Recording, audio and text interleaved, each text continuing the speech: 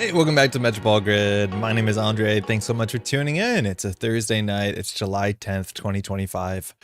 As a warning off the top, it is still warm here in Montreal, and less than an hour ago, we did that whole thing where the house got too hot and then the breaker shuts down and we lose power suddenly. So it's been an hour. It's dark out now, so it'll get colder sooner. But yeah, if the stream cuts down and we do a proper egg out of this, you'll know what happened. How's everyone doing? Hopefully you're well on this Thursday. Hey, Tom. Hey, it's grid time. How's your Friday? How's organization going? It is just around the corner. We're at Continental season. The first one is like 3 weeks away, if I'm not mistaken. So if you haven't bought tickets to any of your Continentals, whether it's in Australia or Europe or here in Canada, we'd love to have you. It's never too late. Early bird tickets are gone, though, so enjoy full price. Tron, how's it going? It's a grid. Who wants to see the grid? How you doing, Tron? I think you have a Megacity coming up soon too, no? Well, not like a Megacity, not a Continentals. I'm pretty sure I looked and there's one coming up. It's so close. It is really close. We're having a meeting tomorrow night with the organizers for Montreal to go over everything and see what we're missing. I think for organizers, we're going to get schedules out relatively soon for volunteers, excuse me. So yeah, we have a bunch of work still to do, and August is going to be pretty busy, that's for sure. I'm so excited for Continentals, especially with the new ban list. Yo, me too. Excited that you're coming for Continentals. I'm assuming that's what that means, Cold Lava, right?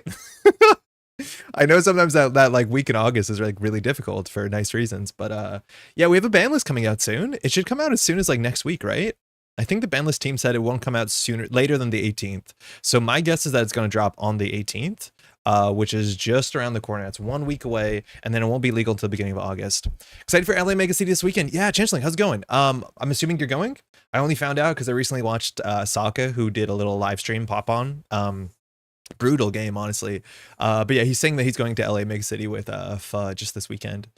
This weekend, it's not New York City Megacity. That's next weekend, but this week is LA. That's for sure. It is. At least I bought my tickets. I mean, that's the start. Congratulations on your new tickets. Hey, Supernaut, let's hope the power grid holds. Me too. I think that'd be good. I feel like just hard shutting down the computer constantly, probably not good for it. One of my monitors still doesn't work. I don't know if that's related. Probably not. Probably sound ignorant. We have a nice one of those power supplies that retains power for 10 minutes after everything shuts down, right? Except it's in my partner's office, because it turns out that her circuit that she's attached to is the same circuit the fridge is attached to. And so we would constantly have issues. It's been a couple of years now since where when the fridge would turn on at the same time the AC would turn on, that would shut down, and that wasn't good. So at some point I'll have to get a nice one here. Dallas has one of the last megacities I've been putting off coming down to decks for so long. I'm barely getting there now. So I'm taking it LA Megacity this weekend, New York City Megacity the following weekend, and Dallas the following weekend. Even if the new ban list comes out on the 18th, they're not going to do the new ban list, right? Because they can't, because they're official NSG sanctioned events. So it's going to be that weird thing where it's an event where the new meta is out, but people are still playing the old meta. And then I don't know, it always gets really, really weird.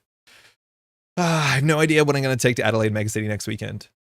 Oh, that's also next weekend too in Adelaide. Yeah, I guess it's the last of the new meta. So just play AU Co and Op, right? Isn't that what we all learned? LA is also an NPC event, so there's an article up about it. Oh, let me check. nanpc.games. Yeah, all megacities are in the current ban list, yeah. Even the ones... Well, actually, is that the case? Because Toronto's megacity, the Canada megacity, is on August 2nd. And I think the new ban list drops on the 1st. But maybe all megacities have to be in the same ban list, and so Toronto is just a strange outlier because they were scheduled a bit late. Who to watch in NPC LA? Oh, there you go. Okay, so William's back. Can't escape him. William Saka, 34 Huang. Vancouver notable finishes, a couple world championships. Saka 3 top 4 finishes in a row makes him absolutely the best Netrunner player in the world. No disrespect to the current champ. Who wrote this? Unable to attend the Vancouver Megacity. He'll be looking to get a win in LA. Timmy, the People's Champ Wong. Yo, Timmy Wong's great. Timmy matches Saka on at least one achievement, 4 top 16 world finishes. While he's never won the big one, he's won regional championships, so Megacity should be no problem for him. While Timmy's been part of groups or flown solo over the years, he's currently a member of California testing group Logic Bomb. Logic Bomb had a great showing this year at World, so really exciting to see what decks they're cooking up down in the Southwest. Winston Thomas Escow. San Francisco Bay Area, notable finishes, 2nd in the Denver Megacity. Winston is a key member of Logic Bomb, although he was one of the 4 members who finished the top 16 at Worlds 2024. Was he under this name? I think so. He was a runner-up at the 2024 Denver Megacity, piloting Maggie and AU Co. The data scientist by day, Winston brings a statistical sound, rigorously tested voice to the group's deck building and is well poised for a solid finish in LA. I heard that like the what's it called? The Logic Bomb playtest server, all their channels are named after Atom cards, which is like really cool. At least most of them are, if not some of them. I think it's a really funny bit. Cool. I don't know if this is going to be streamed or recorded or anything like that, but that is this weekend if you don't know. And then there's a whole bunch of Megacities going on the next weekend as well. Hopefully you know about that. Yo, Antoine, how's it going? We have in Montreal a tournament coming up just this Tuesday, and apparently there's a tournament next. Antoine, did you know about this? Because I didn't. I was going to do this later in the stream after the deck list of the week. I think we're going to come back to this. So Antoine is organizing the core event on Tuesday, so that's great. Excited for that. That'll just be on a Tuesday evening after a stream. We'll jump into this, and we have to play core. And core is fun. We've been experimenting a bit of core last week. Had a great time, so that's great. I had no idea there was another event. There was a casual tournament at the Silver Goblin, and I only have good things to say about the Silver Goblin, but this is at the exact same time as the New York City Megacity, which I'm going to be doing some casting. I don't know where that's going to be streamed. I definitely should ask Cato sooner than later, but I had no idea there was an event, a casual tournament kit in Montreal. I haven't played this casual tournament kit. Like, I've never seen these playmats or the ability to win this playmat. I have never got my hands on the Angelique and the Fermenter, so I'm probably just going to miss this whole CTK. I don't think I might invite this year either. So I don't know. I had no idea this was happening, but apparently this is on Saturday at the Silver Goblin, which, like, that's a bummer to miss that, I guess. Hey, Rohit, how's it going? Lucille, I'm late. How you doing? Next week, we got GNK on Tuesday, Pub Runner on Wednesday, and CTK on Saturday. Oh, okay. Yeah, the Pub Runner stuff is, like, kind of in my neighborhood. I probably should check it out. I'm just, like, I don't know. I know that Tuesdays are pretty loud. I'm not sure if I'm excited to go to a loud space on a Wednesday night, but it sounds like a good vibe.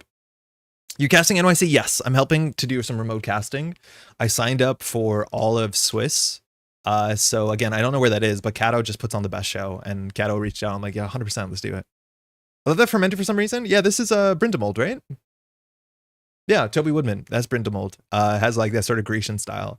Last year at the regional season across the UK, there's a whole series of cards that kind of had this art style. Like, it was a Wage Workers. I think the Wage Workers is the one that most resembles this, but it's like super, super striking. I think I was asked this, or I was at least thinking about this the other day. There's little imp guy in there. That's sick. What individual card do you have the most alt arts of? Right? What card do you have the most alt arts of? And my answer is Hoshiko by a mile. I think second is Fermenter. If I pick this up, it would definitely be second Fermenter. But I have a whole bunch of different Fermenters, and then everyone like wants to make a good Hoshiko. So yeah. Anyways, I've never played this kit. I think I might just miss these cards, unfortunately. I'm missing the CTK as well. I got something on that day. Yeah, bummer. Yeah, sometimes it do be like that. Doing good. Spent all evening editing Netrunner gameplay commentary videos, only to realize I need to re-edit them all for technical reasons. I have like 9 Spin Doctor alt arts. Def Spindo. I have the Reg Spin Doctor, the Full Art Spin Doctor, a Keysra Spin Doctor, and then the Spin Doctor from the last organized play. So I think I only have 4 Spin Doctors. Oh, that might not be true. Maybe I have a couple more. I definitely do have a couple more. Yeah, I probably have some nice Spin Doctors some folks gave me. Apologies if I'm forgetting the Spin Doctors I have. What are the technical reasons, Lucy? Hopefully they're okay. I'm at this point where anytime that I export something, like I've been exporting, 45-minute, hour-long Marvel Champions videos, and then I have to watch it just to make sure I didn't make any mistakes. And then you watch it at like 2.5x speed, but like I refuse to export a video and upload it to the internet without watching it. I feel like it's a sin that if you're an editor and you export something and you just say send it and you don't watch it, jail.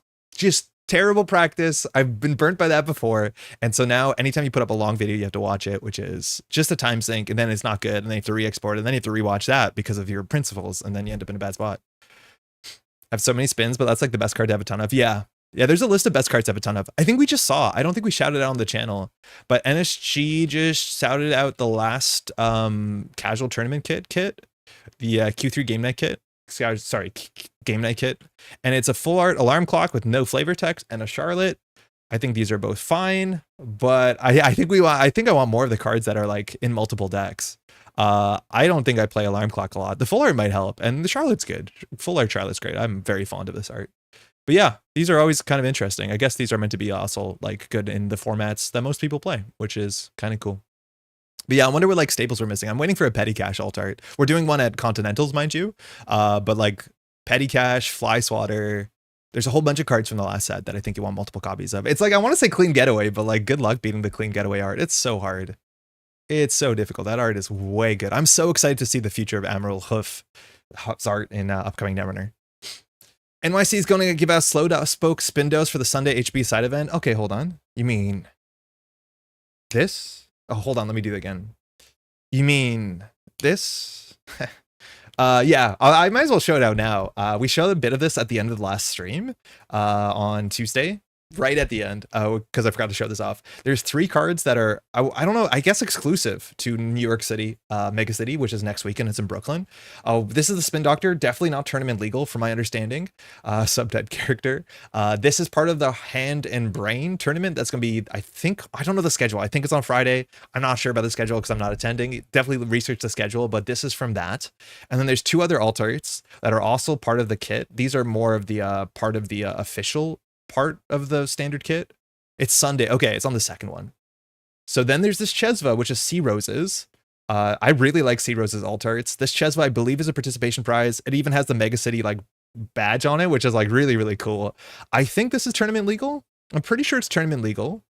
Arguably, you could say maybe that the text of the card is like in the kind of, you have to be very clear where the text of the card and the text of the art is different, and it's so in the same style that maybe you could argue it's not tournament legal. Maybe it'll have the back like some of Sea Rose cards have that is like tournament legal and less fun, but this is fantastic. Love the colors. Chesva has some really nice alt arts too, but I'm a big Chesva fan. This card's great. And then I think you have to get top half, but I probably should have done any research before saying this. And then there's a Cat Shen, Kizra. They made this Plutus, which is a modeled after the Golden Bull in on Wall Street in New York City. So this is another thing you can get. I don't know if it's like top half get this or top half get foil or top 8 get foil or something like that. Cat usually prints their stuff in foil to some extent, but these are all at the New York City Megacity next weekend. Gorgeous loot. Yeah, Zen, how's it going? Really, really quite nice. Hey, Bat. For the NPC Charlotte, who cares about G&K Charlotte when you could come to Montreal Continentals for the NPC Charlotte? Amen. Amen. Basically, camera angle was giving some people vertigo when I showed it to people to test, so it tweaked it, but it requires me to rework all of the card overlays and credit overlays because they moved. Oh, beans. Hopefully that's an easy fix where you can just like batch move everything at once. If not, welcome to the hell that an editor is. Like, Lucy, this is, you know, this is how it goes working in video. You're going to spend hours painstakingly fixing a problem, and then you're going to release the video, and no one's going to even think you did anything. Because firstly, you did such a good job, and secondly, because they don't know it's wrong, because you made the wrong thing disappear. It is like the curse of video editing, is you spend so much time doing all this sort of stuff that at the end of the day, your goal is to have nobody notice you did anything. And it is pain. So what you need to do is you need to get a support group of other video editors or people who care, so you can show them all the work you did, and they'd be like, wow, that was a lot of work. That's the best you get. Straight to jail. Hey, Vincent, don't watch your long videos. That's what patrons are for. What? Oh, I see what you mean. Like, I shouldn't. That's I mean, I'd rather just watch them, I guess. Release your videos early to patron and let them catch it. Oh my god. Woof. Hey, Alec, I remember when Hams was on stream at Worlds 2022 and Andre had to go to the table to find out what card this was. Wait, which card? We do that all the time. Maybe with the Spin Doctor? But that's the thing that like has now become part of the workflow if you do modern commentary, and especially at in-paper games. It's like you should run out and ask people to look through their deck for alt arts, because the alt art situation is like obviously pretty wild, but it makes commentary really difficult because there's just way too many alt arts. Like I was watching the UK stream of the UK Nationals, and it's like people are showing up with alt arts. I don't know what they are. I have no idea. And then you're really hoping like the gang who's remote casting has an idea in context what the card is. So Core 2.0, Hand and Brains on Sunday. Hand and Brains on Sunday. Okay, cool. Are the spelling errors squiggles part of the Spindo art? What? I'm not going to look into that. My spin's regular, full art. Yeah. Tag mill. Don't have that one. Op art. Oh, PR have it. Badger. No. Brindamold. No. Zuff. Don't know what that is. One from a run together. I think I might have one of I think I won a Pouch Surfers, which I think was in a run together many years ago. Coffee Beans influence is cute. Yeah, that's probably why it's not tournament legal too. Is there anyone who hasn't bought the Continentals ticket? I need to know who I should ignore in chat. Yo, I'm missing this chat. You're probably seeing it, but because I lost a monitor, this is not going to be easier for me. But it looks like they recently did something on YouTube. No, I'm not having it, which is good. But they've classically said now that when you start doing YouTube streams, that they will rank people in chat and you get a better score based off the amount you interact in chat. And then you have like a banner next to your name if you're the first, second, or third most important chatter. That is on a stream by stream basis, apparently. I'm not seeing it. Hopefully you're not seeing it. I looked into it. You can't turn it off. All you can do on an individual level is not participate in it, and you can put it off on your settings. But I don't see it. It's watch time and comments. Do you see it, Tron? Because I don't see it on my side. But I know when I stream on another channel, I see it, and you cannot disable it. It's up to individual people to do that. And I do not like gamifying interaction. If you want to hang out and interact, so be it. Maybe that's your reward for it, but it feels really weird. I can't see it on the stream. Yeah, me neither. I can't be Andre's #1 chatter. Delete comment, delete comment. The Slowpoke Spin Doctor back in 2022 is a fairly rare alt art. Okay. Badger is the district? Sorry? While doing the overlays today, I was surprised at how many of the UK alt arts I know. I do find it funny how we have a continental divide on alt arts. Yeah, it's very localized. Like, that's how it goes, though. It's like you go to an event, a lot of your friends go to an event, so you all end up with the same alt art, so you all recognize them quickly. But then, of course, the stuff that was like printed at, if you were at, like, I don't know, OTG a couple weeks ago, like, I have no idea what that card is. I need to become the best chatter. I mean, I don't think you can do it. AU is the way, the life. Sorry, David. I'm only here for the points, please. Hey, Temmie, sorry about that. I mean, you got to get the points somewhere, I guess. This only encouraged me to sabotage other viewers. Discard from HQ R&D, suckers. Andre, you said you didn't have the Badger Spin Doctor, but it's the one from Districts. Oh, I thought that was the OP one. I thought it was the OP Spin Doctor was the Badger one. Oh, I also don't have the Spin Doctor with the Reaper function on it because I did not claim my prizes for that specific era of, what's it called? Circuit Breaker. I just didn't do it. I don't know why. I missed out on some prize support. There's a full art OP one. That one I have. I have the 2 official FFG Spin Doctors. I've killed to get to gamble my creds on your games. I don't think I want to become a Gamba stream where like you can bet on if I'm going to win or lose. I think it's going to be interesting to catch the mood. Like when I build a bad deck and chat is like 0% chance. Free credits. But I don't know. I don't like as much gambling as I think the next person does. All right, Decklist of the Week time. Cutting spin like it's a religion. This has to be an Augie deck. I think Augie got Decklist of the Week 2 weeks in a row. Sorry, 3 weeks in a row with one gap in between. We're going to play the gap in between list later today, which is a Sabotage Esâ deck that Paillu posted. But otherwise, it's an AU Co deck. Surprise, it's the summer 2025. AU Co is everywhere. It is the most common identity. It is also one of the most converting identities and the most winning identities. This one is playing kind of like it's the midpoint between what we saw at the UK Nationals and before that, where it's spending influence on 3 scatter fields, which seems to be a pretty good piece of ice. It has humanoid resources, which I know Augustus really likes humanoid resources. And hey, playing Hanseis and hedge funds and petty cash, you can't miss, can you? It's on Anoetic Voids and it's on a single Holoman. So the version that was played the week after that won UK Nationals, cut the humanoid, cut the Holoman, was running Managarms, and I think that's a really cool change. We're still not playing Sericulture. This one's also playing Yagi Uda. I don't understand that. I think the Sericulture might just be strictly better. I don't think the text on this matters. And you have Botus, you have Tattoo Bolas. Apparently some summons are not worth it in the modern meta, which I'm surprised.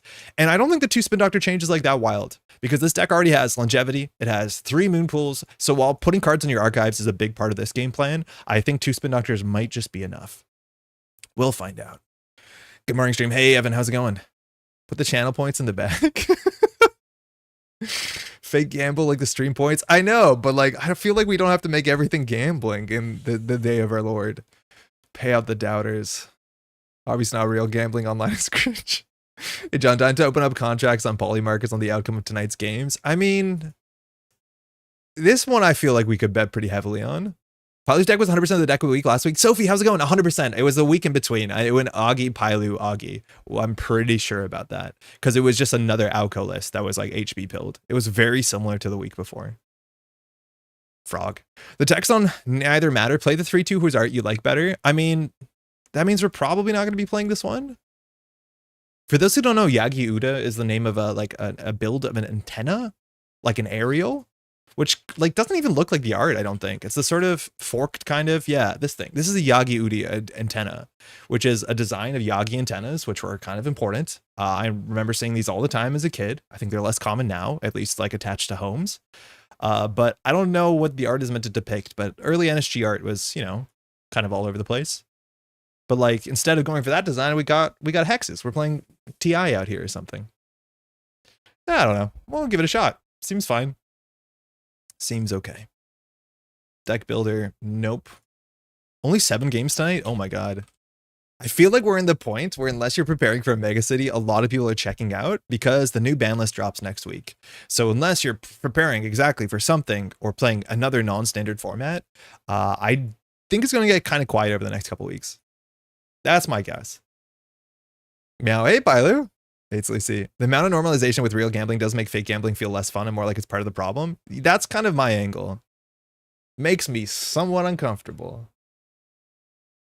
I get it's fun though, but that's kind of the issue. All right, Arsana. We played against Lucy's Arsana before. I forget what it was doing. I think it didn't have icebreakers. And so we're on 2 Tattoo Bolas, but we're on no Samasamuns, which would be really, really good. Scatterfield is probably okay. Getting a cohort behind a Scatterfield and just playing Hedge Fund is probably a pretty ideal turn. The cohort can fire for 1 turn. Once it fires for 2 turns, that's when Oko pops off. And I think this hand is kind of fine. Probably have to play around Illumination though, because if we leave R&D open, just like a lot of the UK players, we're playing Arsana with like In the Groove and Illumination. So if they run R&D, they draw like 17 cards, install 22 cards. So we can't let that happen. Our deck, thanks, has a fair bit of ice. I think we're on like 12 or 13 ice, maybe 11 ice. I think that number just keeps getting bigger week over week. Yeah, we're on 13 ice. Yeah, so we might just top deck an ice here. We could just put 2 cohorts on the table. I don't think Arsana is going to be good at trashing them, but icing R&D is probably our priority. Just because I know all these decks are on Illumination. Yeah, okay. What is this? Oh, that's that. Okay. The amount of gambling promotion on NHL broadcasts is disgusting. Yeah, sports gambling has become incredibly everywhere.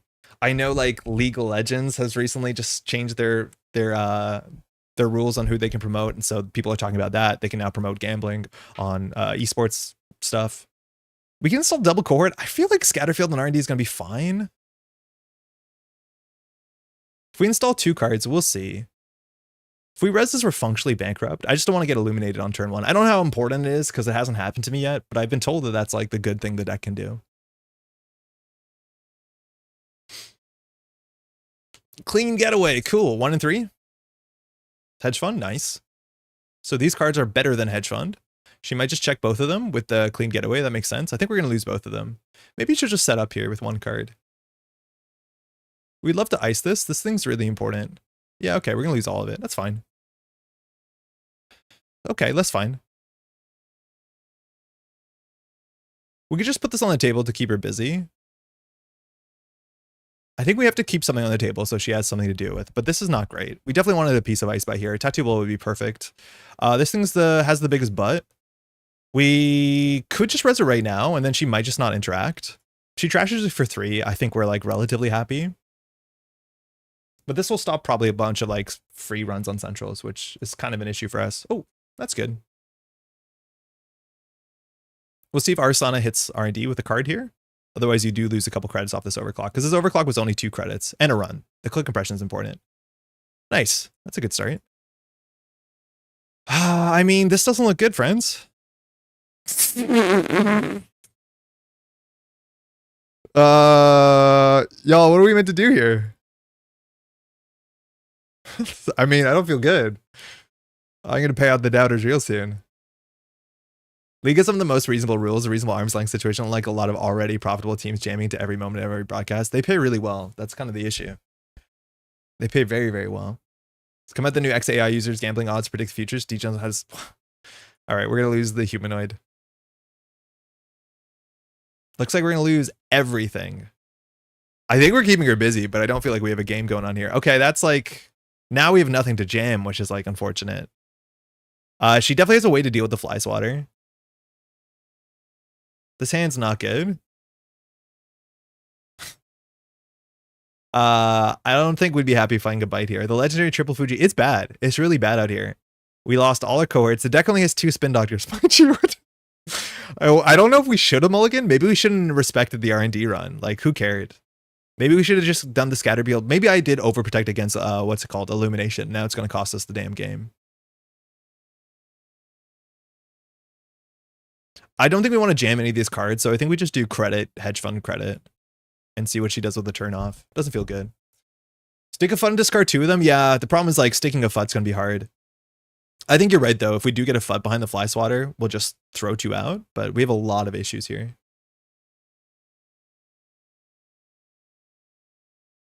We lost all our good like tempo cards at the beginning. All right, Simon Chip. So that doesn't get anything. Oh no, it can get a Coalescence Flicker. Maybe this is on Knickknack. I mean, that's probably not it.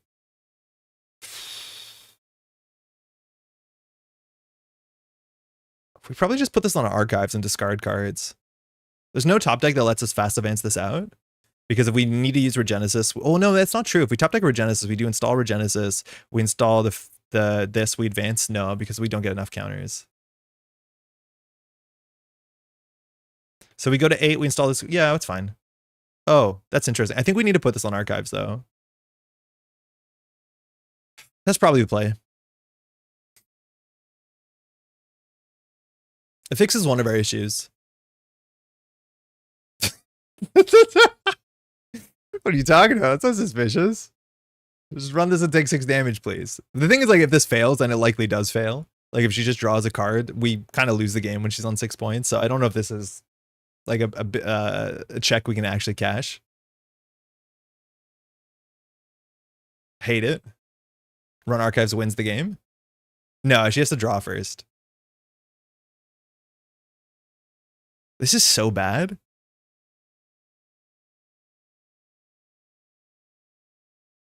So we can do Fly Swatter, Regenesis, Anoetic. We can fire Anoetic once. The issue is like whatever tool she does to beat the Fly Swatter it beats Anoetic because we can only fire once. So that's no good. This we need to ice up. I think this is our game plan, and we just res this. That means that the FUD on archives does 4 damage, but then the next one does no damage. We haven't fired Oko once. Drawing for Moonpool? Yeah. Yeah, we're going to want a Moonpool. We can't fast advance the Regenesis with Moonpool though, because then we have to discard a card. So if we can stick a Moonpool on the table behind ice, we maybe have something going. Whoa, into the depths, cool. So that's for action. It's like a Shaper clean getaway, I guess. Asking for action, it kind of plays around an enemy, but she probably just takes the money from this.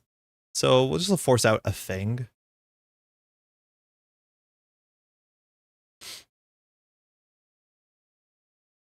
Cool.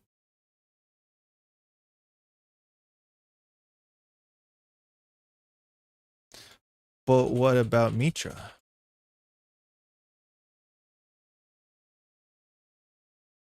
All right, let's see what hits this. Probably just a, what's it called? The Slap Vandal.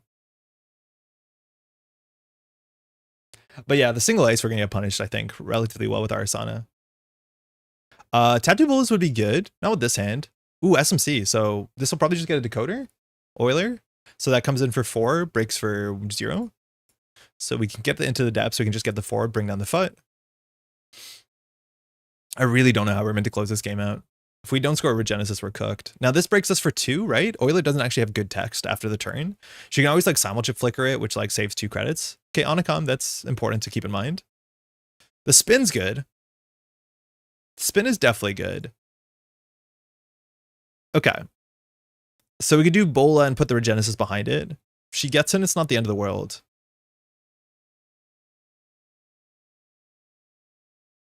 I wonder if this is actually an Anoetic angle. I don't know. Here, like if she doesn't want to run this, which like she doesn't have to, she just has to run archives. Because as long as there's face downs in archives, that's where you're out of problem. She can trash that. This sells that there's not a Fuji in the bin. We got to bluff. We're so far behind here.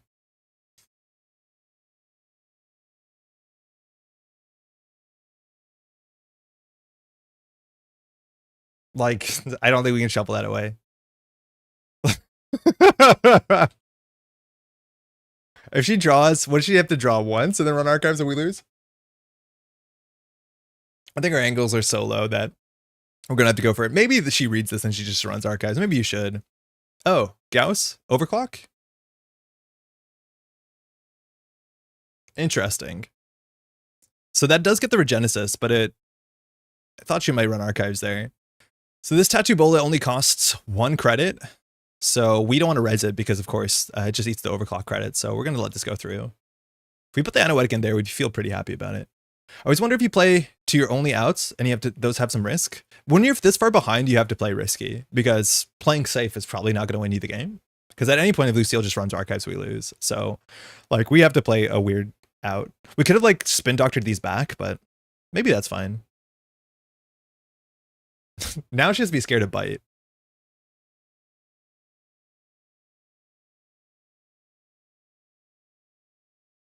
That could have been a sentry. I don't know what she does for a sentry. Maybe she has an answer in hand. Hey, Jolin, how's it going? But if that was a sentry, if that was an enemy, she has enough cards in hand. But if it's like that into something, I simply don't believe in table bite. Yeah, bite could be a thing. She could take 1 damage if it's a sting. That's not that bad. She knows where 2 futs are, so it's not like she's going to take any sudden damage. Set the type for egg 3. I don't know. If she jacks out here, it's buck wild for us. It's so good if we can convince her to jack out. I don't know if she's researching the deck list of the week, but yeah, table bite gets her. Sting is fine. Fuji drops her to 0. And then if we have like a FUD in hand and like a Blund the Water, that flatlines her. Measured Response flatlines her. So there's a couple ways that she could die here. Measured is the biggest one, I think. She have a Pizza Show, still regenerates to run back in Archives, Resident Animates, all stings. Yeah, if she does this and runs Archives, we lose. But if she just runs Archives, like that's the big thing, is if she steals the Regenesis and then runs Archives, the text on Fuji's totally dead. Interesting. Yeah, that will actually lose the game this turn. Because if she sees this as a Regenesis, she knows there's points in Archives, so she just runs Archives, and then the Fuji wins the game, so the text on it does nothing. She just has to survive this ice. This ice could do 3 damage, assuming she doesn't have a way to beat it, and maybe she doesn't actually. All right, she's just taking it. So bite would have flatlined here, but I don't think there's a bite in the remote server. No shot. I don't know if Arson is triggered this turn. I don't think it has. I really wish it was easier to tell on JNet. So she's trying to use her value off of her Simulchip. That's hard, unless I guess she grabs an SMC and uses the SMC. But like using your Simulchip doesn't often allow you to use the overclock credits unless you go for this. But even that doesn't. So does she want to crack it now for a killer? Perfectly Revolver going down to 0? Like this dies bad to measured. But just about everything here dies to measured. We're not on measured, so it doesn't matter. I don't know if you have to play around it. Azimuth. Oh, weird. Okay. Cool. So now she's on game points. The Fujis don't actually have text. This server does now cost still 3 credits. She played 2 overclocks. They're behind my face. Apologies. So let's summon a measured. Yeah, there you go. Yeah, this is bad. This is really bad. What do we possibly do? Now we lose on Archives.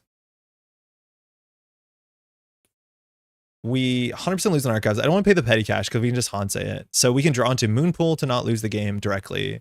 We can draw into Spin Doctor. There's only 1 to not lose the game directly. So I think no matter what here we draw, Oko has not fired. Okay, that's not going to help. Yeah, that's game. We put a Scatterfield on the Archives. It doesn't change much. Another Regenesis we could have jammed. Like, we could put Analytic Void on Archives, but that seems so silly. I'm not going to do it. I think we'll just put this in here and see what happens. Our ability has not fired. This is pretty bad. I think maybe we over-indexed against Illumination. Maybe if Arson installs that many cards, it's not that bad for you. I don't even know if she's playing it. I'm assuming she is. Maybe she thinks that this is like a Moonpool or a Spin Doctor, so she doesn't run Archives here. But yeah, definitely she should run Archives there, because if we have another Regenesis, the decks only have 2. We could be on 4 points. Ooh, that's new technology. That's totally new. Since when? Is this part of NSG or is this part of Cyberfeeder? Either way, that's pretty slick. Okay, so we still have 4 draws and 25 that gets out of here. We can just petty cash.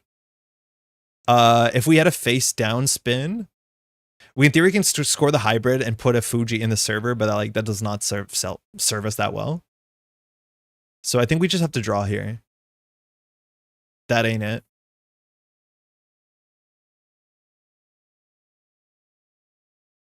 That ain't it. I'm actually a big fan of Archives Analytic, not for this deck, but IG for OCO. Yeah, making Archives runs hard is actually like really kind of cool. The problem is like this anemone she can deal with, I'm assuming, relatively easily. But it's the only line here that doesn't like just throw the game. We don't really have the money to do the Holloman thing. I really want Outgo to fire more than once. We'll just put this here. It's cursed, but what can you do? We throw out 2 cards. I mean, that's pretty bad. Does this hybrid do anything? Yeah, it brings back the Anoetic Void cards. That's kind of fun.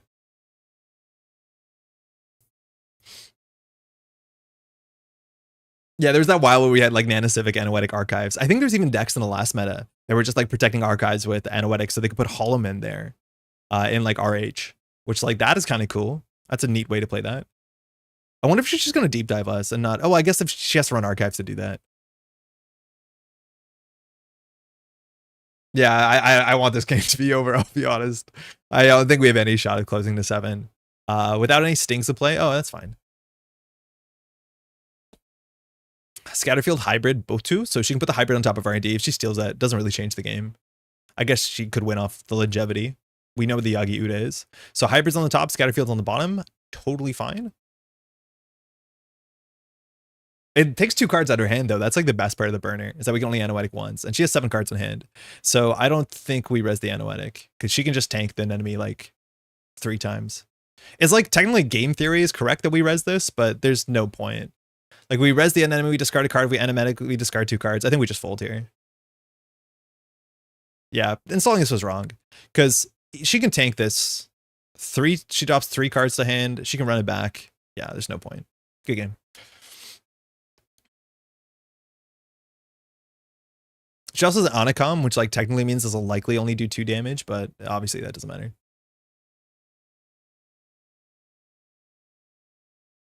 Oof, that was awful. Let's run it back. I once dumped 5 agendas into archives with Anoetic against Deep Dive Stable and they had no way to get it. It was pretty funny. No spell on service, no shot. GG. Oof. Yeah, maybe I should just see what Illumination does and not worry about it. Because if we pushed if we pushed a cohort behind an ice, we actually would like have an ID text, I'm pretty sure. Trying to set up a deep dive. Yeah, no, I got nothing I can do against that. Yeah, I'll res an enemy into that, but I have nothing. We had 3 Fuji in hand by turn 2. Yeah, the Anoetic doesn't matter here. She can just tank this all she wants. She doesn't have to break it. Yeah, like when she's on 4, this has no text. I wonder if we should cut our losses, and when she ran the Spin Doctor, we should have shuffled back, but yeah. Like, you need your ID ability to fire. A bit Feast or Famine for sure, but... I really hope Deep Dive gets banned because I'm biased against it and I hate it. I really don't like Deep Dive. I'm hoping it gets banned and at some point it can get unbanned when like corporations feel like they can keep up to it, but like really do not like it at all. Hey, thanks for the game, eh? That was awful. Yeah, I think our engine's so dependent, we should just leave R&D open. It's not that I'm worried about the access, it's more so I want to make sure Illumination doesn't do anything. I don't think she's on it. I'm so far behind, I don't think I can. I think on the turn you ran the remote, you just run archives.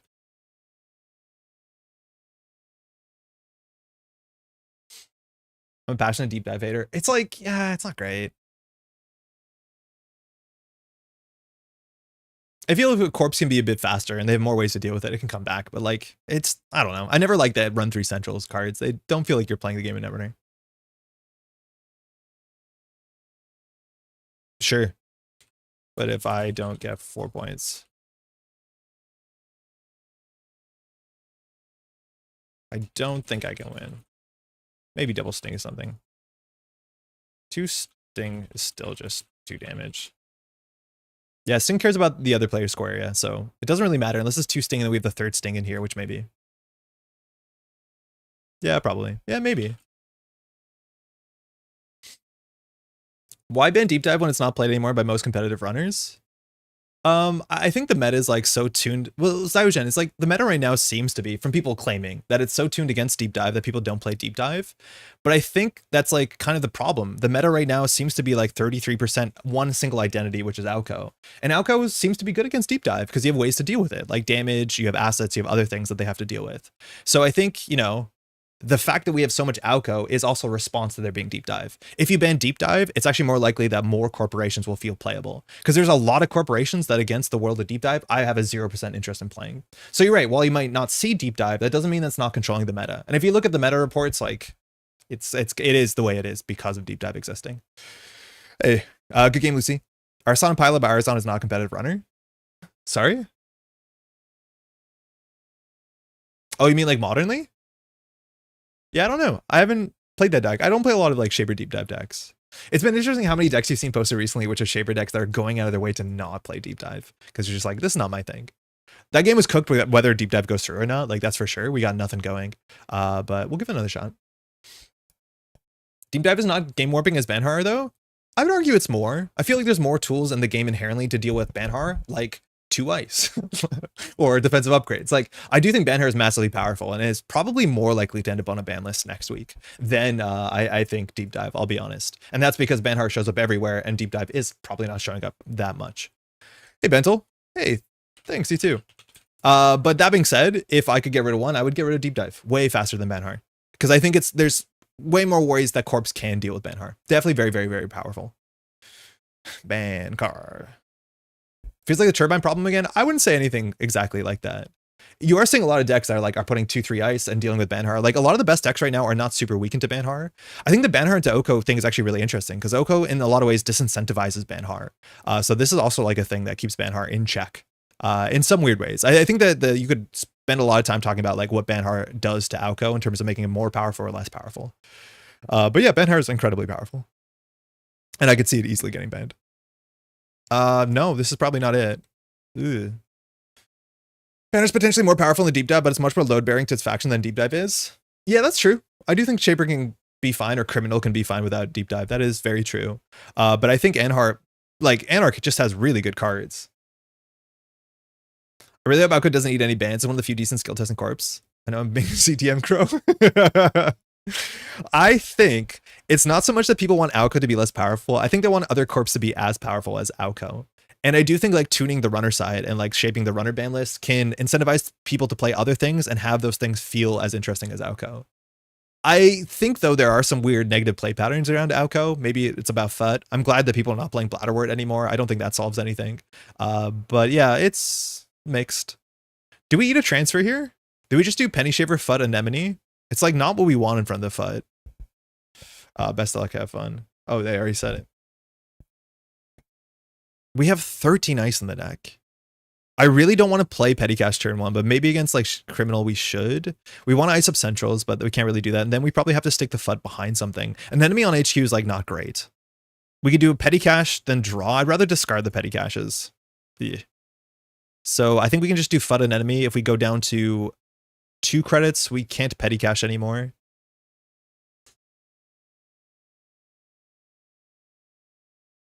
I don't like our start. This on HQ is probably not the play. I think Banner is fine, just really powerful and requires Corp to play slightly differently. I think it's also like a speed thing. It's like back in the day, did Moosely Hut reveal this? No. Back in the day with things like Rashida, it was a lot easier for a Corp to get enough card draw to find 2 ice, to forward 2 ice to put on your remote server before you push. And without things like Rashida, it's a lot harder. So Banhar just, to me, feels more powerful. Ooh, first sting. That's going to be interesting. So I do think if Corpse can just get a more speed baked in after a while, like Banhar might seem more reasonable. It's just like the amount of time and effort I need to spend making a remote server that is robust against Banhar compared to just installing Banhar for 1. That makes not a lot of sense right now, it feels, in the meta. It just Corps are slower to setting up their cards against Banhar. And when a Rashida fired on turn 1 before the Banhar came down, it was a different game. FUD off the top of R&D, were they really going in for R&D? I do not mind any of these trashes. Cool. So they only spent their turn touching R&D. They know what we're drawing. It's a Petty Cash. We don't draw ice though. This FUT seems like it'll be expensive. They missed the Moosey Hot draw, and they didn't draw, so they're going to miss the Moosey Hot draw next turn either. So he's not going to get that draw. So we definitely play this petty cash. Holloman on the table seems a bit silly. We'll draw once for ice. Okay, it's happening again. What are you meant to do here? Just discard these and ice up the FUT? We can install the FUT, install the Holloman. If they trash them, we're fine. It's the second FUT, which is kind of bad. If we pre-res it, they probably just don't run the table and they just click for credits and trash this. So I don't think we pre-res it. I think we just install 2. I hate this. I really wish we had ice. We're playing way more ice than the amount of ice we've seen so far. But like if we ice the FUT, then we have a game. So maybe we should have just discarded the petty cash and kept the FUT. Oh, pinhole, that's interesting. Install Sting? It could be okay. I think with the FUT, I will install a Sting. But yeah, feeding the second Sting is like kind of interesting. With the Nuka, maybe less so. Without ice, that is anti-banner like Anansi or Eulit's toxic. I mean, I would say it's powerful. I wouldn't say it's toxic. We have some interesting ice. Concerto hit the transfer wealth. So the Holloman's probably going down. It's really strong. Shouldn't you play a different petty cast? You retain the knowledge? We played the one from the bin. So we didn't play that one. So they know the one that we're playing is from the bin, right? They didn't trash the Holloman for 2. Whoa. Sorry, more so meant Turbine wasn't really played because it pushed anything bad into out of the meta, so you don't need to play it anymore. Yeah, that does happen somewhat consistently. They go down to 1 credit. I think we're relatively happy about it. Maybe we should be less blasé about discarding our important cards because we only have 1 spin. Yeah, that was the bin one. Oh, wow, FUT stays. Okay, cool. Carmen dropping down to 1 credit, having to discard a card. I feel like all these things are really good for us. We know that there's a transfer. They throw out a pinhole after seeing a FUT too. Okay. Ugh. Wait, all of this sucks. What are we doing? I want to discard this petty cash. Draw an ice. Please draw an ice.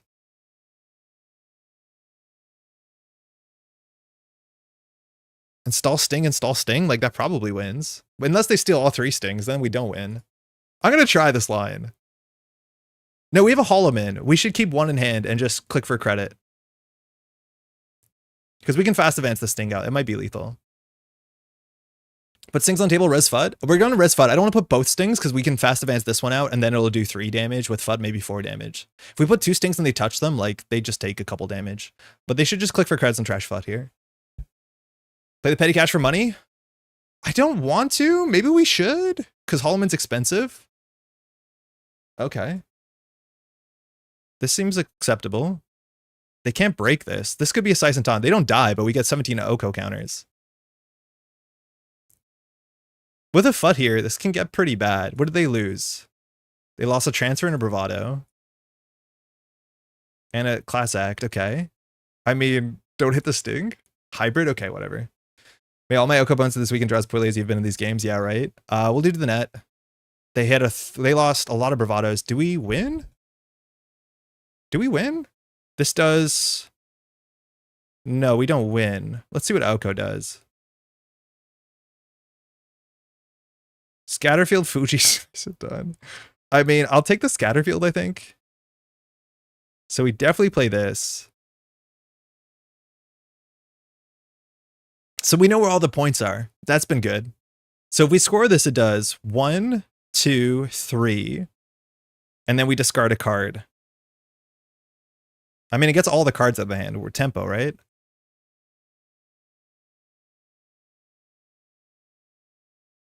We even could have thrown out the Sting or the Fuji. That probably was correct. Station of Anansi and its consequences have been a disaster for the Corpo race. I don't think Anansi would solve the meta. I'm happy that we don't have an ice like Anansi, but I do think text like Anansi is important. But I think we're trying to see that more with things like Samasamun and like VSA and stuff like that, and Hammer to some extent. But yeah, more ice that has like interesting banner text would be cool. Okay, let's keep going. An enemy hedge fund moon pool. I think we have a petty cash, so I'm going to throw out the hedge fund. This one does 2 damage. Another FUT would be cool. We have a moon pool, which I actually don't think we need here. So I'll throw out the moon pool. So we can do this. Then we can ice up something. We can ice up. They know it's a Holloman. He should deal with it, but this just does damage. So we can do hedge fund, cohort, scatterfield. That's probably a good start. And then try and build some sort of forward momentum. I love it. Anansi, but it's had its time. It's happy to see new stuff. Yeah. I mean, I'm not excited about Empiricist in any way. He drew another concerto. Debbie, okay. Not on threat. So just a clean old Debbie. Let's see that. Sick Concerto. Okay, undo Debbie. Bravado first. All right, we're just taking damage. Oh no, we can break for 1. Karma's at 2 strength, but of course. So we could have a win next turn in theory. Probably not. Hit the anemone? I'm like, you hit the Fuji, hit the Sting, they were gaming. That's really funny.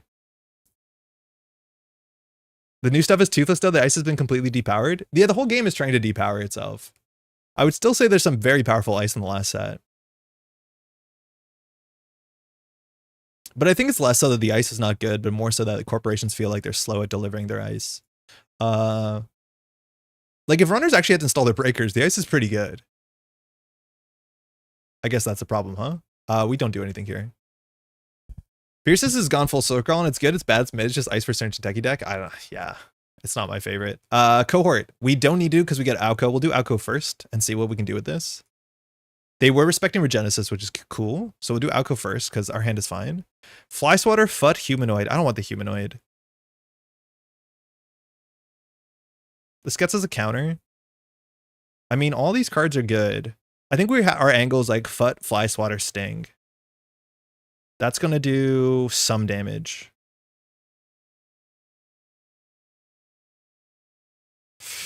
Giving it Fuji is like kind of risky here. Because then they're on game point. We'll have a Fut though, so we can try it. Now we have a Regenesis as well, so we have the Hollow Man angle. So I think we just set up the Fut. We do 1, 2, and then we put this on archives. And now we can either Hollow Man the Regenesis, or we can Hollow Man the Sting. They know this is a Hollow Man, but they haven't been respecting it. Snake is still decent. You need to plan on landing 2 over the game though. Like Cloud Eater. I don't think I like the design on Cloud Eater a lot. Sun Conchal, Debbie, Clean Getaway, hard into the Hollow Man. Okay, respect. That's the right time to do that. Ban both. Ben R+, how's it going, Rockstars? I think I'm okay with that R+ in the world. So now we actually have to score out a Regenesis. I don't know what I'm doing. This has been really, really bad.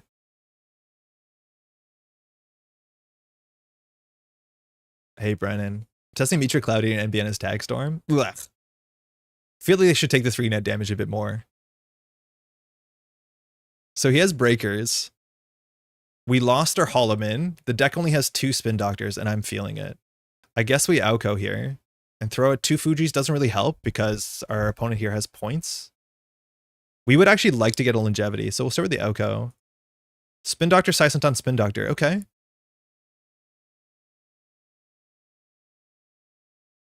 This gives us an AU Co counter, which is worth a fair bit. Okay, so we have the hybrid, we have the Spin Doctor. We haven't drawn a Hansei. We haven't put ice. We could have got ice. We didn't get ice. Boto would be good. 3 installs agendas that aren't Fuji and hope to score a regen. I wonder if they're going to pinhole this. That's the problem. So like we could do Sting, Regenesis hybrid and see what happens.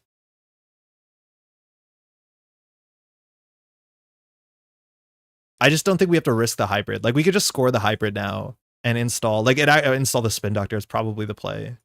Because it does some tempo damage and knocks cards out of their hand. And we go a point up and we get a Spin Doctor back. It means that we have to discard 2 cards, which like we can discard a second Fuji. We can discard the Cohort, I think. I think that's a fine play. I think just getting the FUT to do something for you is pretty good.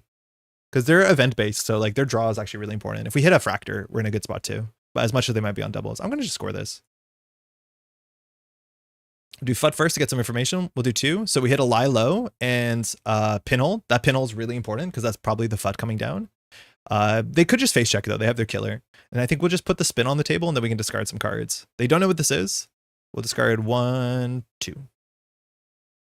The most PE hand I've seen since PE rotator run. We've been drawing all agendas all the time, but this just happens with AU Co. Like if you don't do enough AU Co stuff, you end up like drawing most of your deck by now.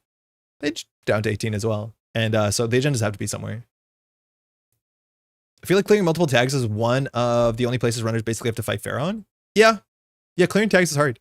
It's not easy in the meta to clear a lot of tags. Can they deal with this? This will be 4 damage plus the FUT. No, we don't have to trash this. We probably shouldn't have rezzed it, actually. They also should have ran this with Debbie, but I've never not made that mistake. Because the Fuji is 2 damage. An enemy is 1 damage, the FUD is 2 damage, so we don't have to fire this. They can trash it if they want. Jai, how's it going? Gotta watch your games against Augie. You play 2 games though, right? I don't know what we're doing here. I want the Botu. I want to put a Regenesis behind it. I want to see what happens. So we probably do Botu, Regenesis, Spin Doctor. So I don't want to use Cohort here. I don't want to use AU Co. Oh, Moonpool's really good too. We should install that. So I think we just do Moonpool, Regenesis, Botu, and see what happens. We could score the Sting. It does 1, 2, 3, 4 damage. So we could tempo Sting out. We might not be able to cash this check-in. We're not a threat forward, but it might not matter. We play tennis rules. Because I saw it was like single elimination top cut. I'm like, whoa, okay. Holy cow, I tried Bellotcher for the first and last time today. 7 hours of my life gone so fast. It does do that. And I felt like after I played Bellotcher for a long time, I didn't feel satisfied. I felt like I wasted time, but I enjoyed every minute of it. I don't know how to like make that make sense. I think you want a little tag punishment, 1 IP, 1 bigger picture, something. Finding the right amount of tag punishment for a tag punishment deck is really tricky. This is a single. This could do up to 5 damage. Actually, no, it can't because we know where all the what's it called are. So this is just a single. We have nothing to do here. Yeah, literally this can't do any damage. Well, it could if it's just an agenda. But we have all the damage agendas in places we know where they are. Crew appears here. Good day. Thantech, how's it going? Good day. First to 2 wins in a row. You're not allowed to do that. Dredging card with so much recursion, the meta is completely non-impactful. That's definitely not true. Oh, they have a reprise, that's why. In the modern meta, like watch some of the competitive games like Anarch Hoshiko versus like Op. Like watch Jai's game versus Augie that was just like streamed today. Program destruction is really impactful. I feel like if you're playing a deck where program destruction does not feel impactful, you're just not going fast enough. Concerto for 1. That's actually just enough if they want to challenge the Moonpool. Hey Kurtz, how's it going? The Jonal cut review was pretty dope though. Highly recommend for op analysis. Yeah, I didn't catch that later half. So this Moonpool can go down for all their credits. He could have just Debbie downtowned it, which would have been fine too. We're not going to use this. If he runs archives, 1, 2, 3, 4, 5. Yeah, he wins if he runs archives. So we're taking a risk here. Yeah, this could look like a Regenesis line. So if he Debbie's archives, we lose. Oh, he has no clicks left. Okay, fantastic. So we'll go up to game point. Oh, we could use the Regenesis to get a point, a thing on this. That actually was right. If we pop the Regenesis, we get an advancement on the Regenesis. And if we have the hybrid, we can win. Oh, the other hybrid's here. Okay, so we could have popped that. So I think we just do a cohort flip. And then we push in their mode server, we'll be on threat. Yeah. So mandatory, we'll skip AU Co. We'll cohort. So we'll flip a face down card up. So we'll just flip up a humanoid, I guess, to the Regenesis. We won't do the trashing thing. I've had enough. We'll do advance score. We'll do the FUT first. It does all the damage we can. So we knocked out a second Carmen, a Chesva, and a Carpe Diem. We'll add the Fuji, the score area. Now, either we can install the Spin Doctor, but he's on 1 card. He has to deal with an enemy FUT, and that still doesn't win the game. So I think it's more likely that we just want to put the Sting in their mode server because no matter what with a Sting, something good happens for us. Either he takes a bunch of damage or we probably win. I think that's the line.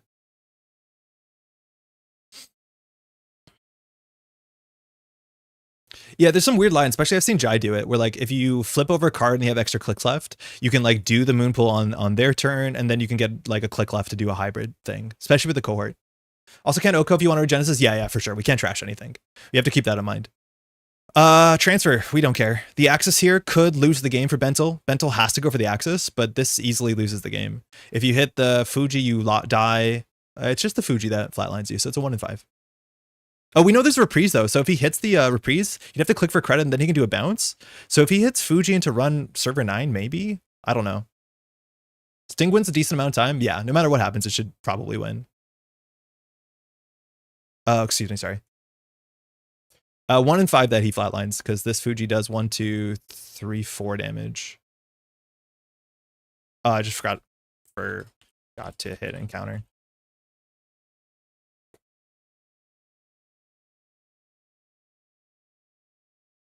Oops. Good game. Yeah, that was the one in the hand. There's only one in there that happens to, so the reprise is not going to happen. GG. There was only one card in there.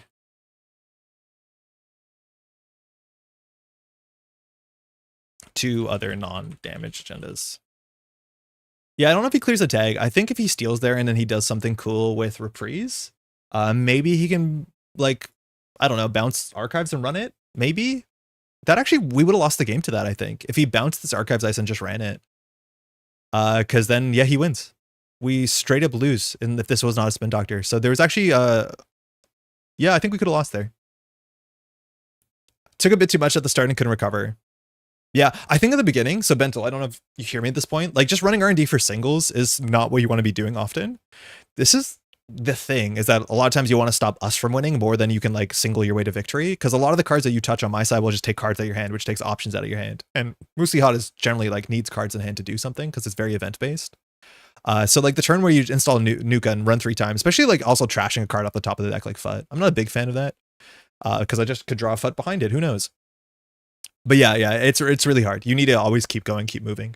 I do think there's maybe 1 or 2 runs where Debbie could have done something. This button was never hit, but it's easy to forget that. Did he have it? Yeah, it was lost. We know that he had it because he had to reveal it a turn ago, but we did 4 damage that turn, so it was, I think we hit reprise, Kurapir, Sanconchal, but maybe that was discarded last turn. Actually, where did we hit the reprise? Yeah, we just hit it. Kurapir, reprise. Yeah. Fat Skunk is one of the nastiest combinations I've seen in a while. Process Def cooked with that one. I saw that that's what you were doing during your game, and that's exactly what I saw from the process. Is some remote servers mana garm into FUT and just say like deal with it. I don't care.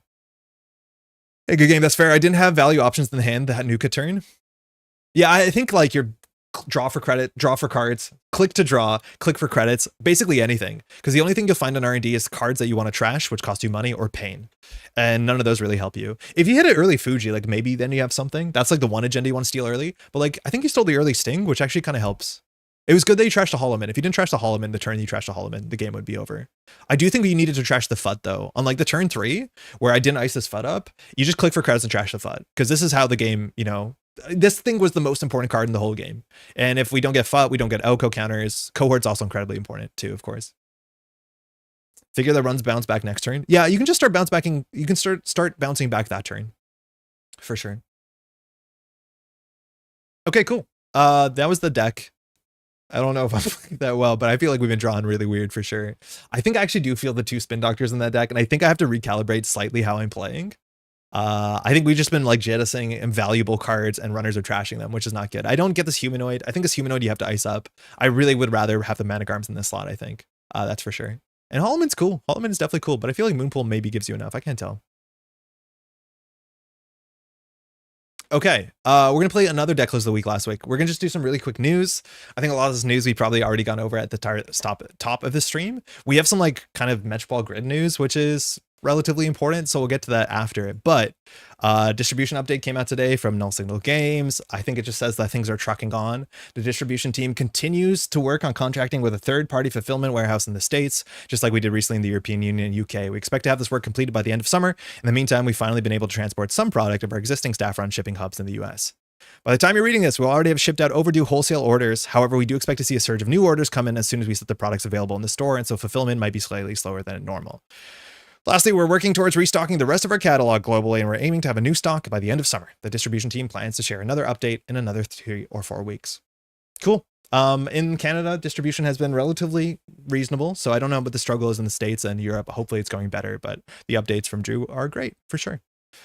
Accelerated Meta Test, there's a North American scheduled one. They're shouting out the winners of the Megacity Championships, all the stuff, or most of the stuff was streamed, so you can watch the streams. And there's an upcoming just this Saturday, which is, mind you, there's a lot of events going on. There's like multiple Megacities, but if you want to play in an AMT at America's time zone, 10 a.m. PDT, which is about 1 here, if I'm not mistaken, there's an America's online, and you can win a circuit breaker invite, which that's kind of cool. Other thing we will look at is a bunch of the tournament stuff. We showed a bunch of the cards from the upcoming New York City Megacity, New York City, Megacity. But there's a whole bunch of online events happening in the near future. This weekend is ZBag Suburban Wasteland Volume 4. If you're in around Toronto, this is like the best tournament. I'm not able to go this weekend. I'll explain why in a second. But this event is just kind of the best. And I was really looking forward to this in the summer. I think last year was the last time I went, and it's just the best. It is like a barbecue. It's a nice hangout. It's in Mississauga in the suburbs. It is just like kind of the best vibe. Hey, Dan, how's it going? Otherwise, over the weekend, there's a lot of other stuff going on. There's a kickoff tournament in Victoria, I guess. Yeah, that's this weekend too. But then there's a whole bunch of megacities going on all over the place. We have a core GNK in Montreal on Tuesday. I'll be there. And apparently Montreal is a casual tournament this next weekend. I won't be there because I'll be doing some casting. There's a megacity in Stockholm, a megacity in Dublin. There's a megacity this weekend in LA, or is it next weekend? This weekend in LA.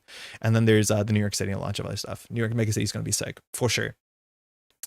All right, we got some bigger news, excuse me, not bigger news, but important news that I'm kind of nervous to talk about to some extent. So this weekend, can't make it out to Toronto, unfortunately. Z, hopefully you have a great time because some great stuff is happening. Maddie and I, we just bought a new place. So we put in an offer. We've been looking at some places recently. We've been renting this place for a couple weeks now, for a couple of years now. We've been looking for a place for a couple weeks and our offer went in. So bought a condo for the first time, never owned property, and that's really exciting. And over the next month or so, things are going to be a bit kind of, all over the place because there's going to be a lot of moving stuff and setting up in a new studio space and doing all that sort of stuff. So patience with me over the next little month or so because it is going to get a bit messy. This Saturday, instead of going to Toronto, we're going to go see the house and do like the inspection, and hopefully all that passes and we have no problems because they signed off on all that sort of stuff. So that's great. Congrats. That's awesome. Thank you. Congrats. Thank you. We're really excited. We found a fantastic place. We went to see a couple places. The market's not the best right now. We found something that we definitely can afford and that is very pretty. It is in a neighborhood near where I live now, and it's very walkable, and I'm very excited for it. Metropole House. For real though, the house is big enough that not only will we have this table in the studio, but we'll have a big dining room table is the intention. So I've no doubt we'll be running some small local stuff there too. So like we can do an 8-person draft at the place, which like sounds really great. Moving up the beanstalk. Congratulations. Thank you. So that'll be happening. I'll let you know when. It's going to be happening in August. Like the move-in date is in the middle of August, which means coming up for Continentals, that's going to be pretty frightening. There's a lot of stuff going on all at once. So we're going to have to be moving house at the same time as making sure Continentals is going. Did not know this was going to happen at the same time when we booked Continentals, but like, hey, when it rains and pours, and I mean that in the best way, it's great. Welcome to Owner Life. It's a condo triplex. Yeah. And it is also one of those like very Montreal things where the apartment is undivided. So technically all the people own the building, which makes it a bit harder. That's what we were waiting for with like bated breath last week, because technically the other owners who own the other apartments in the building, they have the right of first refusal. So they can see that we put in an offer for the top floor and they can say, actually, we'll buy it first. And they can buy it for the same price that we put our thing in. And we only got the sign off for that yesterday, where the last person said, I'm not interested in buying the apartment I live in. So we finally got the papers as of yesterday. So we're going to see the inspection. So it's interesting because we technically do share it with everyone, which is a very Montreal thing. It has some upsides and downsides, but it's a journey that Maddie and I are going to figure out together. Counterpoint, Z-Bag has the pool set up this weekend. That's a good counterpoint. My brother's calling me. Oh, hold on. I can't obviously take that right now. Welcome to the landed class. I had nightmares during my first close. Oh, hopefully it was okay. This one wasn't that bad. We heard at the last moment that they got another offer and they were like, shit. And then so we ended up having to bid a bit higher than we intended to originally because it was on the market for a bit, but we ended up doing pretty good. So congrats. Thank you, Sophie. The next point, this is the one that I think I've been dreading saying a bit more today because it's obviously good, but it's also, it is how it is. So on top of that, yesterday, the other good news is I landed a full-time job. So I'm going to be returning to the workforce full-time, not next week, but the week after. This is something that I've been sort of actively pursuing quietly in the background. I left my full-time job back in 2022, early 2022, and I started doing freelance video stuff and I started doing content full-time. And that's obviously how this channel has been for a while. And so we've been, streaming on Tuesdays and doing all this sort of stuff that is only possible when you put the sort of time and effort into it the way we can. A lot of people can't do that because they have full-time jobs and stuff like that. But this was the thing that we've been doing for a while. We started monetizing the channel around that point in time, and that sort of monetization made that totally possible. Job Paul Grid. It made it entirely possible. And I firstly want to say a huge thank you to everyone who supported the channel, who made that sort of, that lifestyle a possibility so that I on Patreon was making enough money for this to be at least sustainable, not on the long run, but on the short run to keep this going the way it is. Every once in a while I've been looking. Mind you, I did have some savings going into this adventure about 2.5 years ago. I don't have those savings anymore, but definitely me and my partner, we've been doing well enough, obviously. Clearly, based off the news I said earlier, like things are going okay. But I have been looking at some job opportunities that are popping up every once in a while, and I found something interesting and I applied for it, and I did a couple interviews. The last interview was just earlier this week, and I got the job offer literally an hour before they closed the house, closed the condo. And so I've accepted the offer and I'm excited for it, and it starts next Monday. That means, unfortunately, the output of this channel is going to be changing because Tuesdays streams no longer are going to be totally possible. And that is an absolute bummer because Tuesday Hangouts, this sort of stuff is like really, really fun. Other stuff won't be changed, like Thursday night streams, that will be totally the same. We're going to keep that going. And so I have to figure out what we're going to do for that time slot, whether we're going to have more pre-recorded stuff, but things are going to be difficult on this channel for the next month or so. Not only as I like get used to going back to the office 5 days a week and doing all that sort of stuff, but obviously the move on top of it. Yeah. For those who've been supporting the channel, again, huge thank you. If you think that the amount of content on this channel is going to be changing, which it is, and it's not worth the money that you're contributing, I totally get it. You can pay less money into the Patreon. You can dodge. That's totally fine. I 100% understand it because there will be less content on this channel going forward. That is for sure. The one thing I do want to say that's really exciting is like for the last little while, this channel has been my job. It has paid the rent, and that's like a great thing. Like obviously I'm really excited about that, but now changing back to more like a hobby fun thing I do on the side is honestly in some ways also kind of exciting. I think it does change the way that I look at Netrunner, and I'm excited to see what that looks for. But again, I've always been incredibly thankful. Hopefully that's obvious for how far we got the way that things have been going. That also does change. And I think it's actually really important. And I'm very excited about this is that classically the money that has come through the channel that the community has been supporting this, all that money has gone into like literally surviving, right? Like it pays for rent, groceries, all that great stuff that you have to pay for. And again, super thankful for that. That's kind of incredible. Netrunner is not that big of a game. So being able to like sustain on that, obviously Montreal is a very affordable city. That helps a lot, but super thankful. However, this point is changed. The money that comes into the channel, we can do whatever the hell we want with it, which is kind of sick. So now we're at the point where like we can just run tournaments. We can like commission altarts. We can do whatever we want because it no longer has to be sustainable. As long as this channel doesn't lose a lot of money, we can literally do whatever we want at this point. It didn't used to be that way. It used to be very careful that we have to make sure that the channel makes sense financially. We can do whatever we want. It's going to be rock and roll. Like I'm actually really excited for that. And I think that's going to be the biggest change. Hopefully we'll see, probably not next month, but the months after once things get settled in. So yeah. Kind of dreading this conversation because it seems like the end of an era, and I'm sorry that it dropped this quickly, but generally, yeah, it did drop this quickly. Those two things happened an hour apart. So yeah, sorry about that. I really feel like I need to apologize, and I'm not sure why. So much positive news. Yeah, I mean, like, it's bittersweet. We've been doing this for a while. It does feel to some extent like, you know, you're giving up on your dreams. You try to do the full-time content thing, and it didn't, like, you know, come through. Hey, Maddie, change is good. Thanks, love. Wait, I missed this. Ben, how's it going? How's the cabin? I'm so like jealous about the cabin. Can't wait for the Metropolitan Invitational, but for real, like that's kind of how it's going to be now, which is cool. Just kidding. I'd rock your merch. Just saying. Thank you, SRN. It's the end of the era, but it doesn't fun time stop or Netrunner stops. Yeah, no, it definitely means it's not going to stop. Like, I want to be very obvious. We're still excited to do this the same way that we did more than 2 years ago. We're just not going to be able to stream as much. We might make sense and we'll find a schedule once things settle down that we can stream every Sunday morning or Saturday morning and make something like that. Because I like streaming for time zones that are not just like, oh, you're up because you're in North America, or really early in the morning if you're in Europe or Australia. Sure. Hey, Transer. It's good. I got to scroll back. Yeah, sorry, Saver. Hopefully everyone's well at the cabin. Anyways, that's what it is. I've been sitting on this for a while. I've said this month has been really busy. So we've been seeing places that went through. I'm very happy about that. That was like really stressful and we had to do a lot of stuff. And then this whole job thing went through too. So that will be starting not this week, but the week after, which means next Tuesday will probably be our last Tuesday stream for a minute.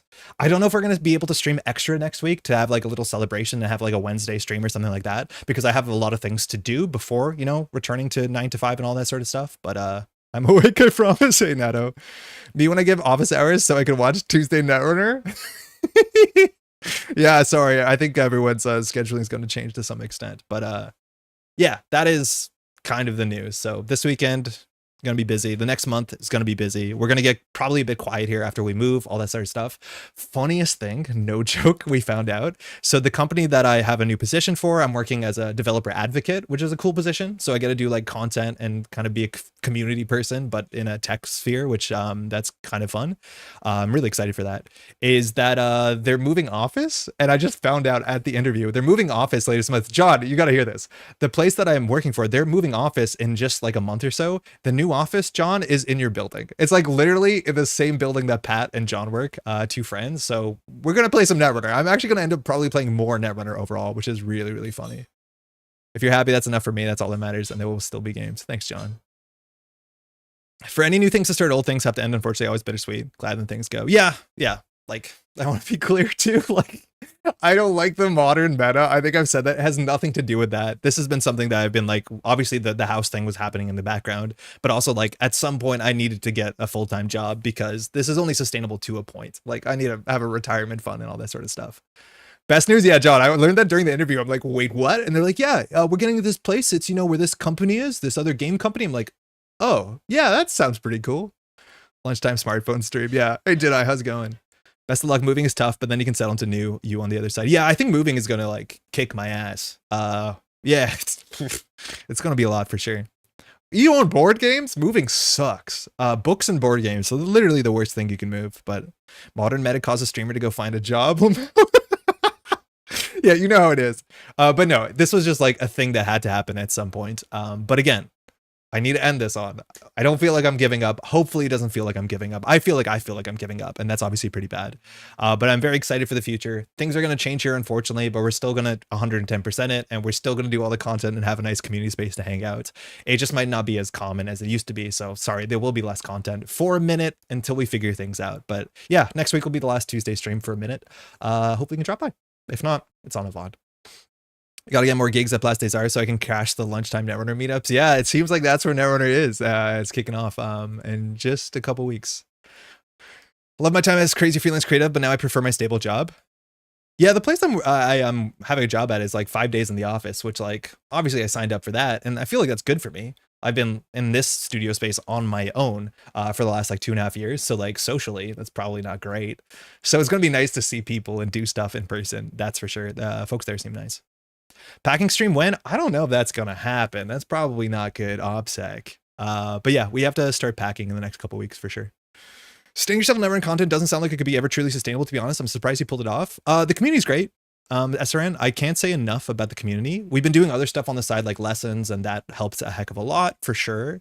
There's a big chance that sort of stuff I might have to scale down. So I'll have to reach out to some people and figure out what makes sense once scheduling lines up. But like, so far, everything has been unbelievable that we got this far this way. I think it probably would still be possible, but I would have to figure something else out on top for sure. Career fair grid.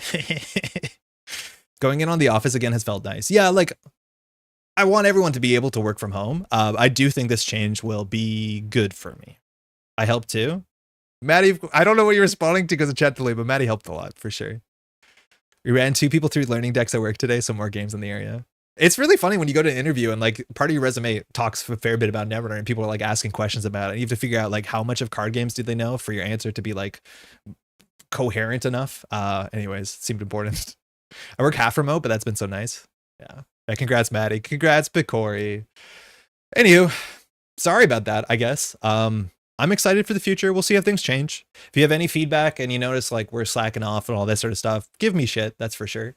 But yeah, this was all really, really recent. We found all this news out as of like locked in just yesterday. So it's been pretty recent. So yeah, anyways, things will be a bit different here. Sorry, it is the way it is, but I'm looking forward to the future. And thanks so much to everyone who helped us get this far. Honestly, kind of been the best. True, good luck, have fun time. All right, let's play some more Netrunner. Like, it's still the same. We're just still going to play more Netrunner. It's fine. Cool. I wanted to play the last deck list of the week as Paillu's. My line is always, you do know Magic or Pokemon, and the player, depending on if it says yes or no, or I play. I got the response, I played Yu-Gi-Oh! In high school. And I'm like, okay, I could work with that. Like, I played Yu-Gi-Oh! Maybe it wasn't high school. Maybe it was elementary school, because I played Yu-Gi-Oh! In elementary school, too. Congrats on everything. Thank you, Safer. Say hi to everyone for me, please. It's been a bunch of the testing group is They're all at a cabin together. Could not make it. And the pictures are really cute. It's a very, very nice place. Secretly recruiting them to Netrunner. I mean, like, that's how it always goes. Let's go to Deck of the Week. I have played very little Esâ classically. This is Paillu's list. I played this and won the Vancouver Megacities. It was like 40 players, I think, give or take. Well, do I share news? Yeah, please. I definitely should share it in chat myself, but if you want to communicate, I'll jump into chat in the near future. Well, hey, Paillu. Paillu, do you have any like first order advice for me to play this? I'm not a big Esâ player. Oh man, so the last podcast came out a bit late of King's Court, and Tuna was on, and Tuna's the best. And it was talking about like how it plays Esâ and how a lot of people think Esâ is just kind of like a crapshoot, right? Like just RNG coin flip deck. Like, oh, I'm going to sabotage 8 and win. But then Tuna's response to it, I don't want to put words in its mouth, but about the fact that it's an inevitability engine. And I think Tuna said something that's like very true about how I'm finding myself playing Netrunner right now. And I don't know if that's just like jaded age, that like I currently play Netrunner to basically make my opponent not have the ability to win. Like my job is to suffocate them, as opposed to like back in the day, I'd be like, Maker's Eye, hope for the best. And like, Tuna also had a really cool line about, you can tell where a Netrunner player either comes from chess or from poker. And based off of that, you can tell if you're a Netrunner chess player, Netrunner poker player. And that's 2 different play styles. And surprisingly, that's a play style is meant to be somewhat more chess, which is kind of cool. Ruin their day and take their agendas. Do that thing with this. It's a good episode. I haven't finished all of it because it came out only like 6 hours ago, but they've all been really good episodes. But yeah, I'm really excited to watch the last of this. Take away all their things. Headlocked them. I think we played against this deck once. One of the problems it can struggle with is good old Fly Swatter. This deck doesn't deal with Fly Swatter super well if you can position it, because they have literally no way to deal with a Fly Swatter the turn it's rezzed unless they install Boss Shields from hand and come back. I don't think that's a reason not to play this deck. Obviously it's doing well, but that is like one of the cool things why I'm part of the 2 Fly Swatter gang. I have been forever. Otherwise, single pinhole, kind of always weird to have singletons in an Esâ deck because who knows if you'll keep them. But the change that we're going away from the HQ1 that you still have to respect because you don't know what your opponent's doing, Shishtushka, and instead we're playing the inevitability engine of Cacophony on top of also Deg, and that is a very fun combo because you can do Cacophony first and then Deg will always have a charge target. Zenith's also really cool. This is a card I wish saw more play. Hopefully DreamNet gets unbanned next week. I don't know. If they ban Hoshiko, that might be a possibility. But Zenith chip is just really nice. Whatever central's open, we're going to go touch it and we're going to draw a card.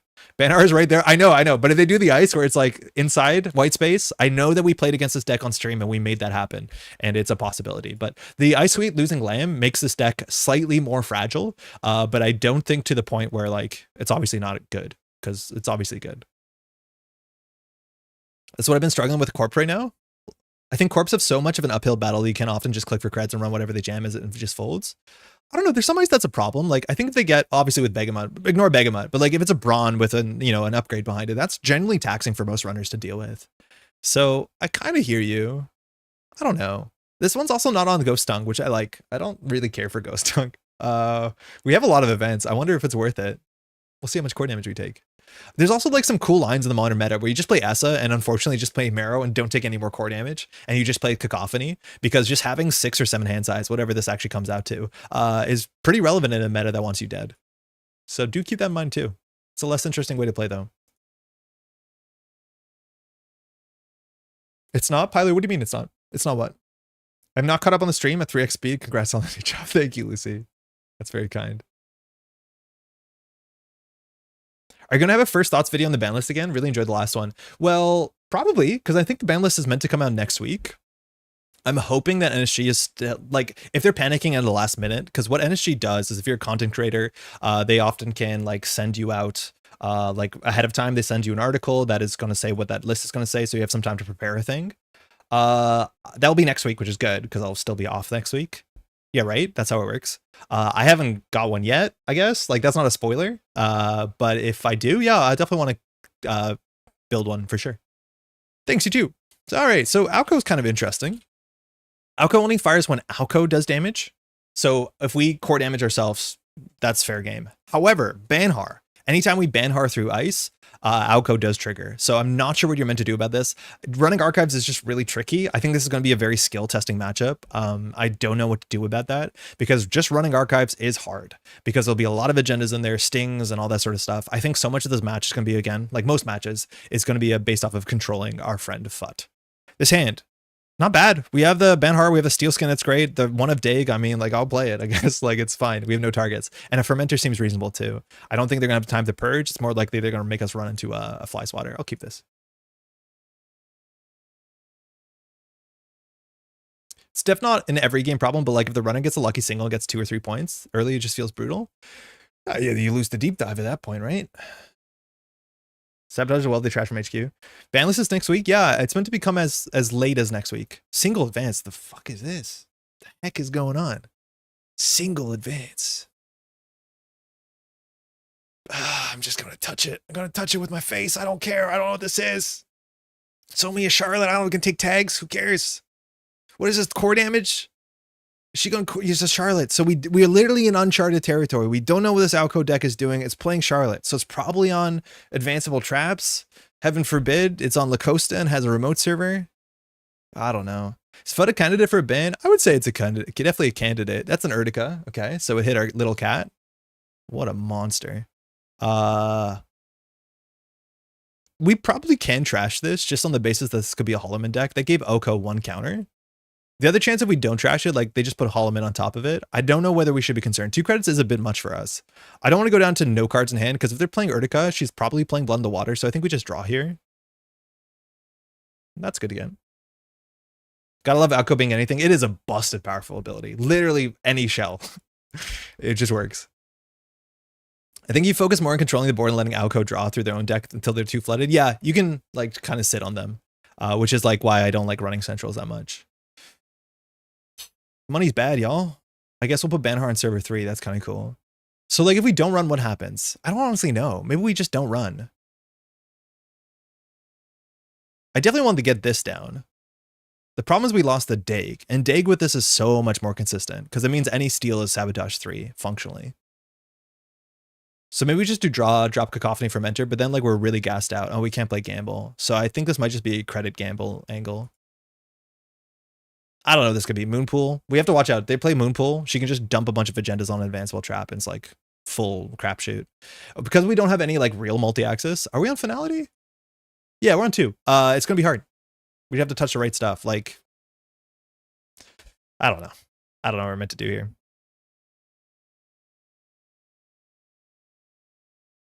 Mitra can't fire if there's no ice. Like literally no idea. I'm just going to touch cards. If this is a Moonpool into a Urtica, we die. This does 3 damage if it's an Urtica. Charlotte, okay. There we don't need to trash anything here. We have the Steel Skin, so we're a bit safe. We want to hit the Cacophony. It's a foot, not rezzed. Okay. So I think we've done enough damage here. We'll just keep our hand size up. That's a Paladin. Urtica's awesome to protect Holloman. Yeah, it's all right. Sting, hit the Paladin. Okay. That get AU Co counters. We know what server 4 is. Sorry, we know what server 2 is. We don't know what server 4 is. I think we should put the Fermenter rerun HQ.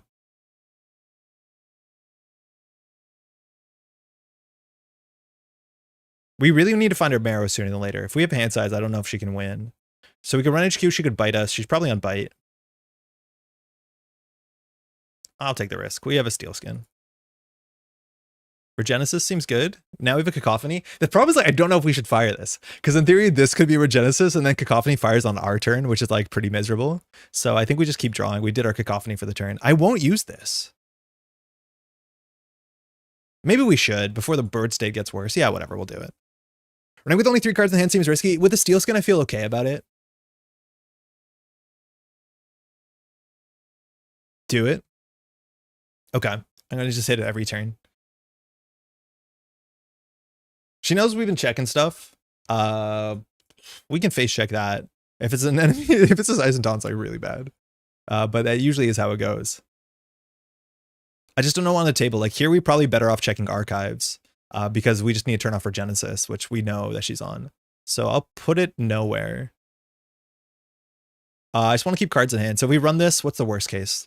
Sting does 2. FUD could do 1. I think we just draw and then run it. I don't know if I'm feeling that spicy. I feel like I'm not going to want to play my cards. Probably need to, just to bully. But I feel like I'm scared of being bullied. Okay, there is a Blood in the Water. That's good. There's a Cacophony. So we know keeping hand size up is important. So now Regenesis shouldn't work. In theory, you can just Moonpool Regenesis, though, on our turn, right? We have 5 hand size. I think we can run HQ for a single here. Where did the sabotages come from? I paid no attention to it. Where? Huh? Where sabotage? Straight from the top. Deck B hit points, yeah. I'll just touch cards. Yeah. Oh, that's not good. It didn't hit the steel skin. So she's on 2. We let Oko fire, which probably was wrong here. We could die to Bladderwort. No, we're fine. We'll remove the tag. We're not unmeasured. Load bearing fermenter here. First Bladderwort, hit the steel skin. Oh, that's really bad. That's really not good for us. This has been in our hand for a couple turns here. So like Blend the Water with a FUT doesn't kill us. Like, can she just complete image us? There's going to be like Ronins on the table or whatever they're called, Reaper functions. Okay, Blend the Water there. We wish we had our little console. Steel Skin is dodging damage. Yeah, it's been not good for us. We need to trash this, I think. She can't res a hostile. Fermenter Benhar. Whatever. So this needs to go down. So I think we just pop the Fermenter. We don't have to ask for action because she can't make money quickly. That will charge Cacophony. This is probably not Regenesis, but she can't score it out unless... I think if there's a cohort, she would have resed it.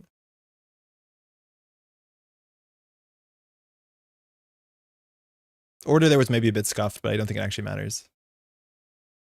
Oh, no, it does, because we could have raindrops it. We won't raindrops it, though. We just need cards in hand. Yeah, sabotage, I don't care. 2 bloods out. She went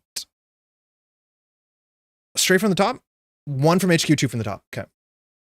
I think that's what happened the first time. I forget this is sabotage 3. That's such a nonsense big number. Mitosis? Great. All right. Full random. On 0 credits, Urtica can still fire, but she can't do core damage. Probably these are NGOs and Charlottes too, because that's what she's on. So Urtica does 4 damage. We'll draw once. She could NGO Moonpool us and do even more damage. We can't really play around it. Do we have to run these? Like, not necessarily. With the steel skin, I feel like we can do whatever we want. Cool. What was that? An Urtica? I won't trash that one. So we've seen how many Urticas. So there's 1 on the table, 1 here. So this Urtica also could do 4 damage. So drawing doesn't matter. This is the 3rd Urtica we die. Regenesis seems good. And then we'll just draw. We'll definitely play this Marrow. Giving us hand size is good. The sabotage is good. It means there's agendas and archives if the Marrow got thrown out. Or sorry, if the thing got thrown out. So we just need to steal Fuji. We win. So that's good. We've got that going for ourselves. Chad, do you think we 50-50 this? Fuck. So bad at this. 1 and 1. Okay. Good for us. Draw. Draw, run archives. If we steal, we probably win and we get Cacophony there.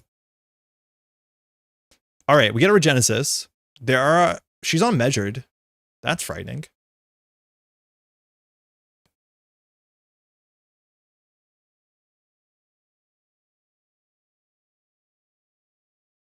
Is she going to outco? All 3 Regenesis are out, so we have like really no reason to run the table. If this hits the steel skin, we don't die to measured. That's kind of sick. Then had to not hit the steel skin. We could have died to measured. I guess she needs a credit card there though. Okay, so she can't easily fire bite. So Reapers could be on the table. Urtica could be on the table. R&D. There's a bunch of cards in archive, so we probably just check that. We want to hit the strike fund off of something. We need to deal with the Bladderwort, so we could just be like credit, run Bladderwort. Finality to mill out Oko. The finality actually might be reasonable. I think we just run archives for the first part, because it could hit the strike fund, I guess. And then, then we can do credit Bladderwort. That's fine too. No, so it threw out Mitosis, a FUT, and a Reaper. So we need to play around measured. I think we lose to measured. So we've already ran. So we can do credit, run the Bladderwort. That's Bladderwort 3. And so she could do Reaper, but then if she Reapers us, there's only 1 more. She can't flatline us, probably. So we'll just deal with the board. This might not be necessary, honestly. We could just try and win centrals, because I think running HQ, we probably get an agenda. If she has an agenda on the table, I don't think we're too concerned about it. Charging the Cacophony that turn is important.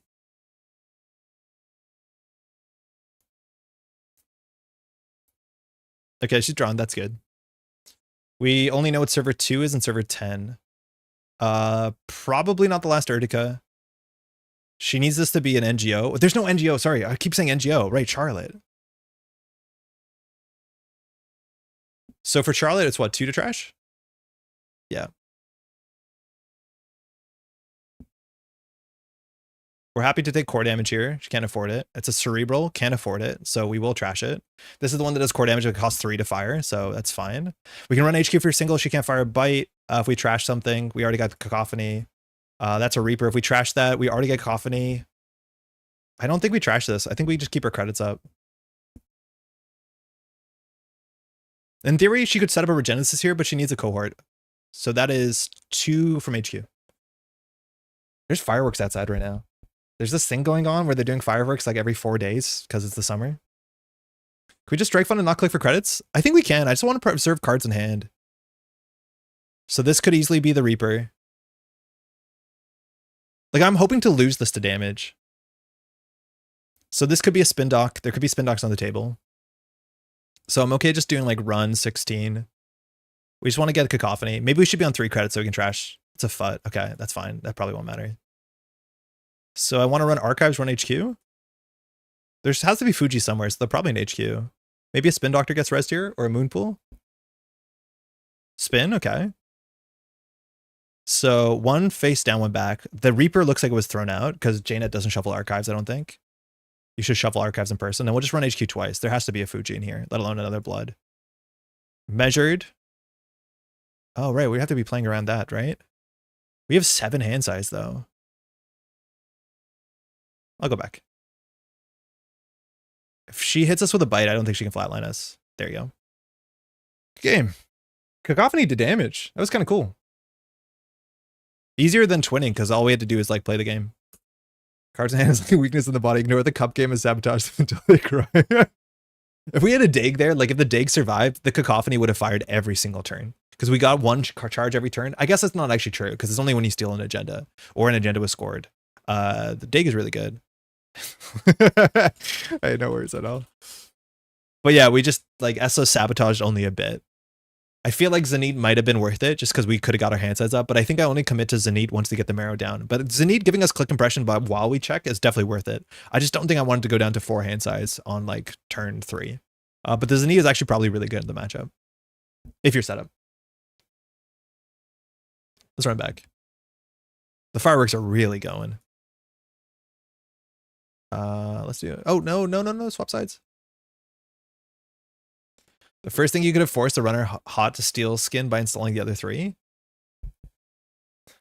The first turn? Yeah, I guess we could have. The thing is, like, I don't want to force to steal skin. I want our opponent to hit our steal skin for us. Right? Like, I want to keep our hand size up because we don't know what deck she was playing on turn 1. But I do think I just always want to keep steal skin because I play like insurance steal skin. But yeah, we can always force it if we want to. It's just like then we'll be on 2 cards in hand when we end our turn, and we could just die to the board sometimes. Yo, what up? Thanks, you too. Okay. Tron's probably playing scoring op. Could be assets, but Tron usually scores out. Fencer's okay. I don't want to rip a finality. Ashen's useless. Range ops is pretty good. Nuka's not bad. Now, none of these are the Esâ cards that we really like want. Begamot's really good. There's a lot of barriers, but we'll struggle with some of the code gate stuff. We can't beat Zato too easily. So either we keep this hand because it rips and it has pressure, like we just do Nuka finality, or we range off remote Nuka finality. I could see us enjoying that. We can't steal SDSs. Maybe Tron is on Basalt. This is like a dodgy keep, but like kind of a fun keep. Did Tron keep? Tron capped. Okay, so we probably should have mulled in hindsight. If your opponent keeps, you probably have to go for a bit faster. It's a self-damage deck. You got to let go. I agree with that. Just in the context of our opponent wanting to also flyline us, I'm a bit more careful. Against this deck, I think we'll just send it. So I'm assuming this is a Sphi, which is like too expensive. I'm going to just range drops HQ. It's not likely we get punished by anything. Oh, Tron DC'd. So we'll wait a second to range drops HQ. I hate 1 deck's card is Ashen opening. Yeah, but you're just going to discard it to damage, right?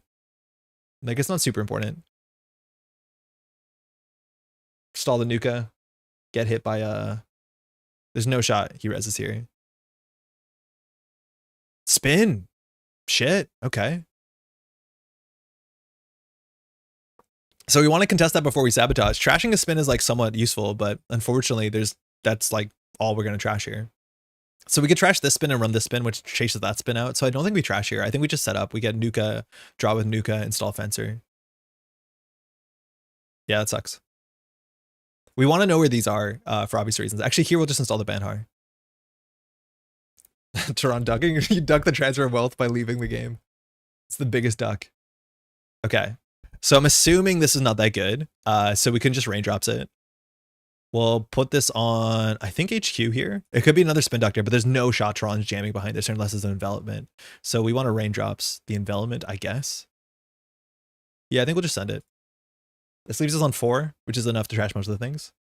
The perfect en passant. Yeah, actually raindrops en passant is like a really cool combination. You haven't seen a lot of it, but people almost never res into this unless it's the remote server and it matters. But Tehran knows we have Banhar, so this like doesn't make, this is not an ice that we don't deal with. We'll trash like a tranquility here, right? Antil for 1. That's easy. Okay.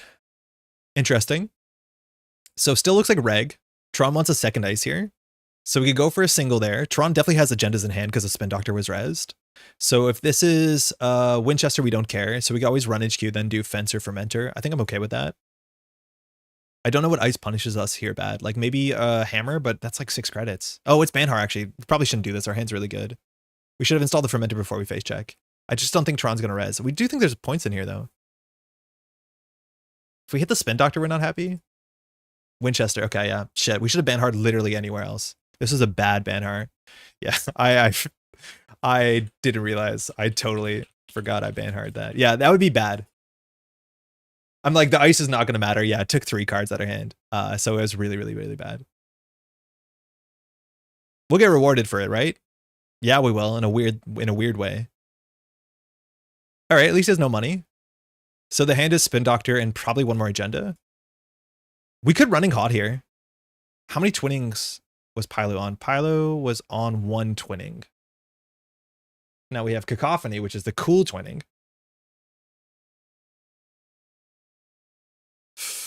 All these cards? I don't know what we want to hit. I'm okay hitting the twinning of the Fencer. I think I'd rather Marrow here. If the running hot hits the Marrow, it's not a disaster. Let's just running hot. Actually, no, hold on. Oh, because there's a spin doctor. Like, hold on a second. I know I just hit the damage, but I immediately regretted it. There's a damn doctor on the table. Would you permit a take back?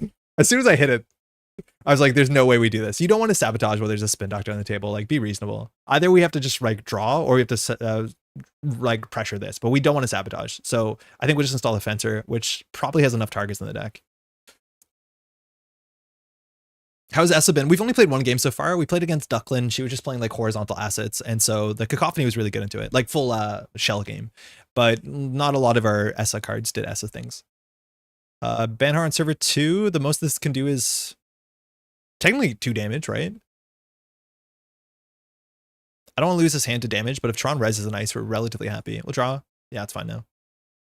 So in theory, we should chase the Spin Doctor down first. This might be the second Spin Doctor, which chases 2 Spin Doctors. So I guess I didn't mean to draw. Oh, I didn't mean to draw. We're a mess. So I think we run server 2. If we lose the Cacophony to damage, I'll be upset. We need to chase down the Antils. We need to chase down the Cyber Sands. We need to chase down the Humanoids. So we'll make this run. If anything gets res, like you likely can't res the Antil. Tithe, that's annoying. Keep a Cacophony. Or take our 2 best cards. That's cool too. It's the Antil, that's good. We can run the spin now, but then Tron has a second spin, so I think we just keep setting up. Okay, at least that's good. We can do twinning into running hot and hope. That was such a bad hit. I definitely didn't want to draw there because losing Cacophony is miserable. We have 2 in the list though. Yeah, we would have ran then drawn. Bummer. Just click for credits. Cool. We'll just put this on archives. This is just a trace 3 to get in, so it's like super reasonable that we just run. We know there's a spin in there. So I think we can consider it. If he boosts the trace, we're happy. Do we want to pay 3 for a single here? I don't know. Actually, hold on. I think we're going to get the twinning down anyways because we're going to running hot. So we should just do this so that he can't let us trash it. Because he might let us trash it because he has another spin. And then at least we'll charge the twinning. Cool. So he's popping it. 2 anthills are going back. We can run HQ for 3 credits. If he boosts, that's fine. We'll just do this. Come on. No barriers so far, but they will have a shelf life. We'll see what the cards come from. We know the hand is Spin Doctor, probably 1 more agenda. At this point, probably a couple more agendas. So it's 1 from R&D, 1 from HQ. So Spin's still in hand. I'm not playing the Strike Fund, I don't believe. That's okay. Okay. I really wish we had that other running hot there. We're on 4 hand size. Running archives for a single is like not that good. We run R&D for a single. We don't get blown out by anything, but just a single. Technically, archive sees more cards. I think we just clicking for credit's silly when you have a strike fund, right?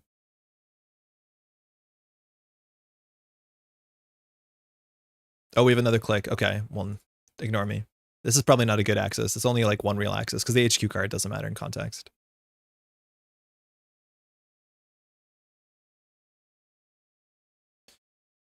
Woof, our damage has been kind of rough.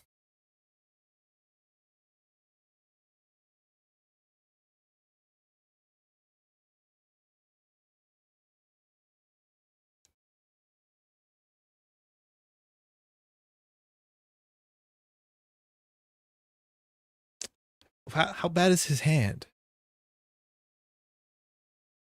So that could be a spin. It could be an Azef, so it's probably not a spin. What's going on? How bad's HQ? Yeah.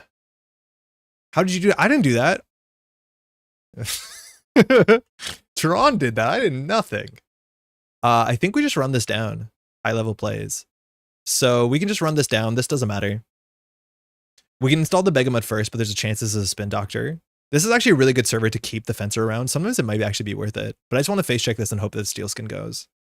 The most we can take is 2 damage. I guess Mitra into Envelopment does 5 damage, but we survive that. So I think we'll just run this. I thought for sure there was a measured response time. Oh yeah, I haven't even been playing around that. You're right. I think you could done econ measured response. Yeah, I haven't even considered that. Why'd you trash Fencer? I don't want to pay credits for it. It's sometimes wrong. Fine. Losing the cat sucks. But it costs credits. And I don't like paying for it. Like, I don't believe in it. It'd be good here, that's for sure. Tucana, okay. Do we win? Eminent? No. But Tucana wins. Or fires, I mean. We can get a lot here because we have no money. But we're on game point. We know the hand is a Spin Doctor and 1 unknown card. Descent on HQ, okay. So I guess we'll trash that. We draw. We can run R&D for single. The hand is probably agenda spin though. We could sabotage. That would have to be random cards, and then we could just run archives. I hope it hits a botulus. Nice. 2 from R&D, so I think we just run archives. We see more cards, we draw a card. It's a Bioac and a spin from R&D, so the last spin is in hand. So the hand is spin agenda, I think. Fencel's feats a twinning. Yeah, we're hoping to draw into a Paladin or Mystic. But like paying a credit to charge the twinning, it's like, okay, that's a spin is my guess. Otherwise he can't score out. So I guess we'll just put this on. HQ now actually kind of matters. So I think we just do like, we probably don't do much here. We really want to find our hand size or marrow because measured response could just end the game. So we're putting on a lot of pressure. That's good. I don't love bio bans. We could just do draw, credit, Mystic, and then have the sure gamble next turn charging the twinning. That's probably fine. I don't think that matters. Please sabotage. With a spin here, I don't want to. It has to be the spin in the remote server, unless you put the agenda there. We can't sabotage from this hand. I'm hoping to find something to sabotage. The marrow will be the best draw. I think we still do sure gamble first. Yeah, it's the last spin. So that spin is spoken for. In fact, it's already spun. So that's going to be Bioac and spin. So there's 1 more eminent. It's a regolith. That going through is like not good. But we can get it if we want to. So Banhar gives Tron 1 credit. We take down the regolith with the Baya. So I think we do. I think we do draw, gamble, buy the remote. That's fine. I think we need to keep Tron off money, let alone if he empties Regolith, he gets a 1-coster, so it's even more valuable. Charge of Twinning is good. Running HQ will have an agenda at some point. So we buy a... Oh, we flatline if we buy a... We have to draw once. Oh, I mean, we have a win button. I think we buy a here. I guess we die to Measured, actually. Maybe that's not right. You will die? Yeah, I think you're right. We probably should play around Measured.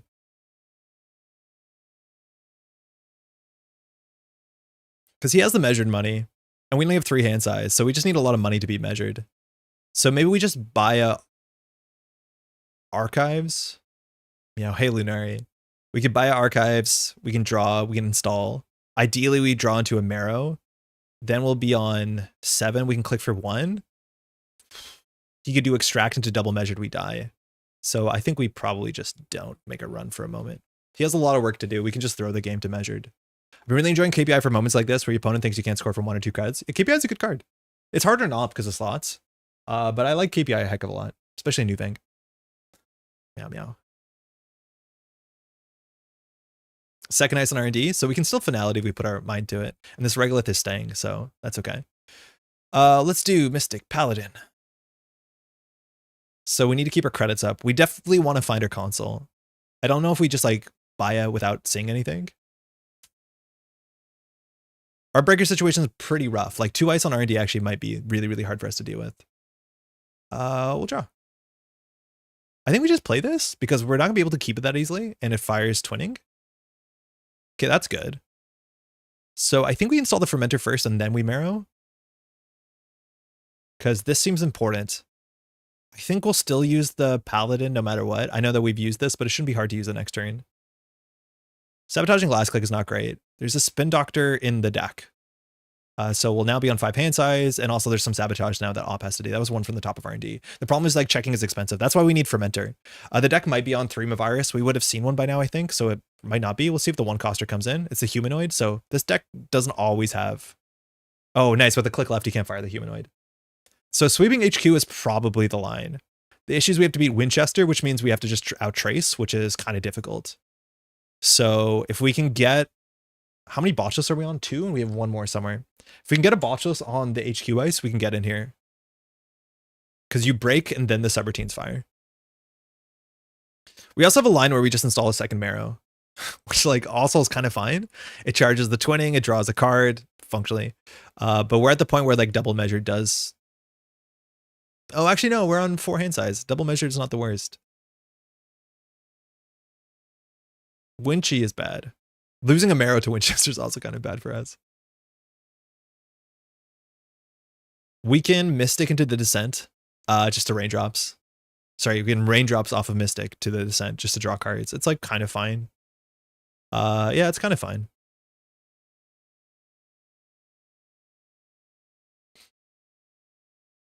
Yeah, I'm okay with it. It's enough value. It charges most of our stuff. Doesn't make a successful run, so Measured Responsible Fire. That's good.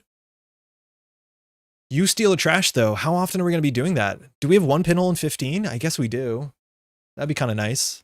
We're assuming a Mitra or a Spin's going to hit the table this turn. So, like, maybe this is our window to pounce. I just don't think we have an actual window here. But yeah, this will get a Spin or a Mitra. So we need to find our Botchlists. Yeah. What? We have no recursion at this point, right? Our Ashen is gone, I think. Our Buffer Drive isn't gone, though. So we can Buffer Drive back if we need to. But I think we lost all our breakers besides 1 Begamut. And we lost our Ashen. So it's just the Buffer Drive. All right. We can play that next turn to charge the Twinning. This will get above the lot sooner than later. I mean, we could, but then we'd be on 7. And then we die to... Actually, it's pretty good. I think we need this for the Spin Doctor next turn, though. So, like, I guess we just install the Cacophony and say whatever. We've already... I don't care about not using Paladin, so we'll do that. Why don't you just buy Archives for 3 cards? Because it's expensive, and then we can die to Measured, right? Like, if Tron has the triple Measured, we can just die. It's unlikely. But if we buy Band's Archives, we pay 2 to draw 3, but it costs us money. The other one gave us money. Okay, spin, so we're not going to need to pinhole that. But now he might have to discard cards in archives. I think this might... No, I don't know how many measures this is on. So Zato, Mitra, the spin we have to just deal with. We could just install another Marrow. He needs the last Eminent here to have a lot going for him. Okay. Fermenter, Paladin, Mystic, Banhar on... I still think Sweeping HQ is the best. Can we deal with this? No. There's no way we can beat this. This is probably a white space. Sorry, a Fly Swatter, and there's probably a Zato. So I think we start by just running spin. That'll be the final spin. And then we can just like start ripping Marrows and not carrying. If the run of this is successful, that's why we're hiding this sure gamble, but it's not going to be successful. We're using that. We'll see what comes back. Maybe the Tucana sometimes. But he has a lot of work to do. This also could just be Hollow Man into a 5-3. So like maybe we just crack our Fermenter here. There's a Regolith and one face down. Okay. So we have to charge the twinning. We have to do a Cacophony thing. We could also just pinhole to hopefully get a Cacophony charge. But I don't think this Cacophony was worth installing in hindsight. We just need to figure out how to get to HQ once. Action. We might just pop the Fermenter because this could easily be SDS and we don't want to lose this. The Transfer Monopoly, if that gets scored out, we can't do anything with the Finality. Okay, so we haven't made a successful run yet. Marrow will still trigger. He has cards in hand though. We have a Dague in the list. Dague can charge the twinning, but not the Cacophony. If we buy that comes down cheaply. I don't think we buy it here. Because the Archives run's not worth much. It's worth as a neat. Okay, that's good. I think we just play that. Hopefully we keep the pinhole. And then we can consider running Archives. I guess we should just do this first. Fine. Okay, that's an important card. He's on 17, so he could have triple measured. We die to that. That was 2 from HQ. Okay. So not super impactful. Because we still have to figure out how to get into HQ. Maybe we just need a buffer drive for Begamot? We have enough money that we're not worried about triple measured. Oh no, we are worried about triple measured. Because we beat one, the other one eats us, the third one kills us. I just don't know if he has all that. Maybe he does. He's carved through a lot of his deck. That's a silly way to lose the game. This drops us to 9-8. This drops us to 9. This drops us to 7. Then we can Fermenter. We probably have to click the Fermenter first before we buy a bands in because Archives could be a virus. So I guess we do. These should be no agendas though, so this is not a great run.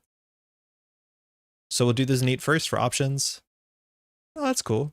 We'll draw 2, install 1. Regolith Anthill Logjam. How many steel skins have we chewed through? I think 2.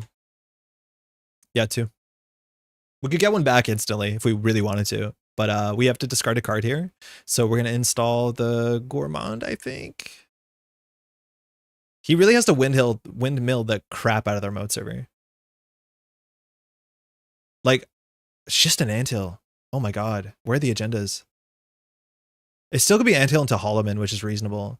But like, we do just die to triple measured, which like, I don't know. I feel like we just need one way to HQ. One way to get to the descent. That's all we need.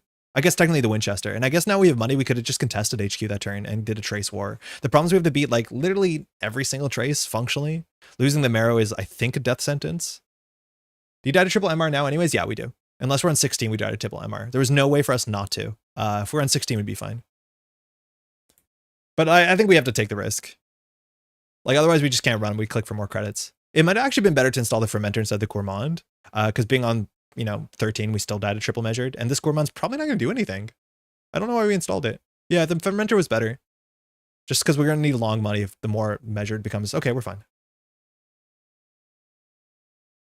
I do think this is an Ashen angle. You skip the program trash trace? Yeah, that's the one we don't care about, which is like, why do we install this Gourmand? So we have to beat the hardware one and ooh, that's expensive. And the other one, which like, maybe we can do. We can also just draw a Botulus. The Botulus does beat it. So maybe we just do Nuka Nuka. How many, what's it called do we have? How many, I don't even know what I'm looking for at this point. I think we just do Nuka, or running hots. How many running hots do we have left? None. So we could do Nuka, draw Nuka, botchless, run HQ. That probably wins the game. Damn. So just build twinning. Hey, Joel, how's it going?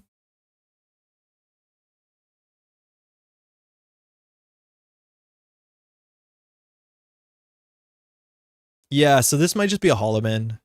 That's a problem. Because the twinning just goes. But in the bottom 5, we have botchless. So I guess we just install this to get a twinning counter, which might not matter. We can write an archives for a single, doesn't matter. Keeping the extra Banhar matters because that could be technically the target from above the law, but I'd be surprised. So I think we just click for credit here and throw out, I guess, the Paladin. Next turn, we can do Nuka, find a botchless, run HQ. Oh, Yakov, I've seen some of the modern decks play this. I think Augie was playing it today. Pinhole the Hollowman? Yeah, actually, that was a pretty reasonable line, I think, if we're worried about it. Luckily, it is not, but we'll see what happens here. Going to be building the 2-player cube on Enter to be going to try and play this weekend. Oh, what's the format? Oh, that's a problem. Is Tron going to do some weird kill line? This is never good. Is this a mutually assured destruction deck? That doesn't work with wage workers. What are we doing? Oh god, this is some combo. Yeah, okay. So we were too slow. Maybe we should just force the Winchester and said whoever traces more loses anyways.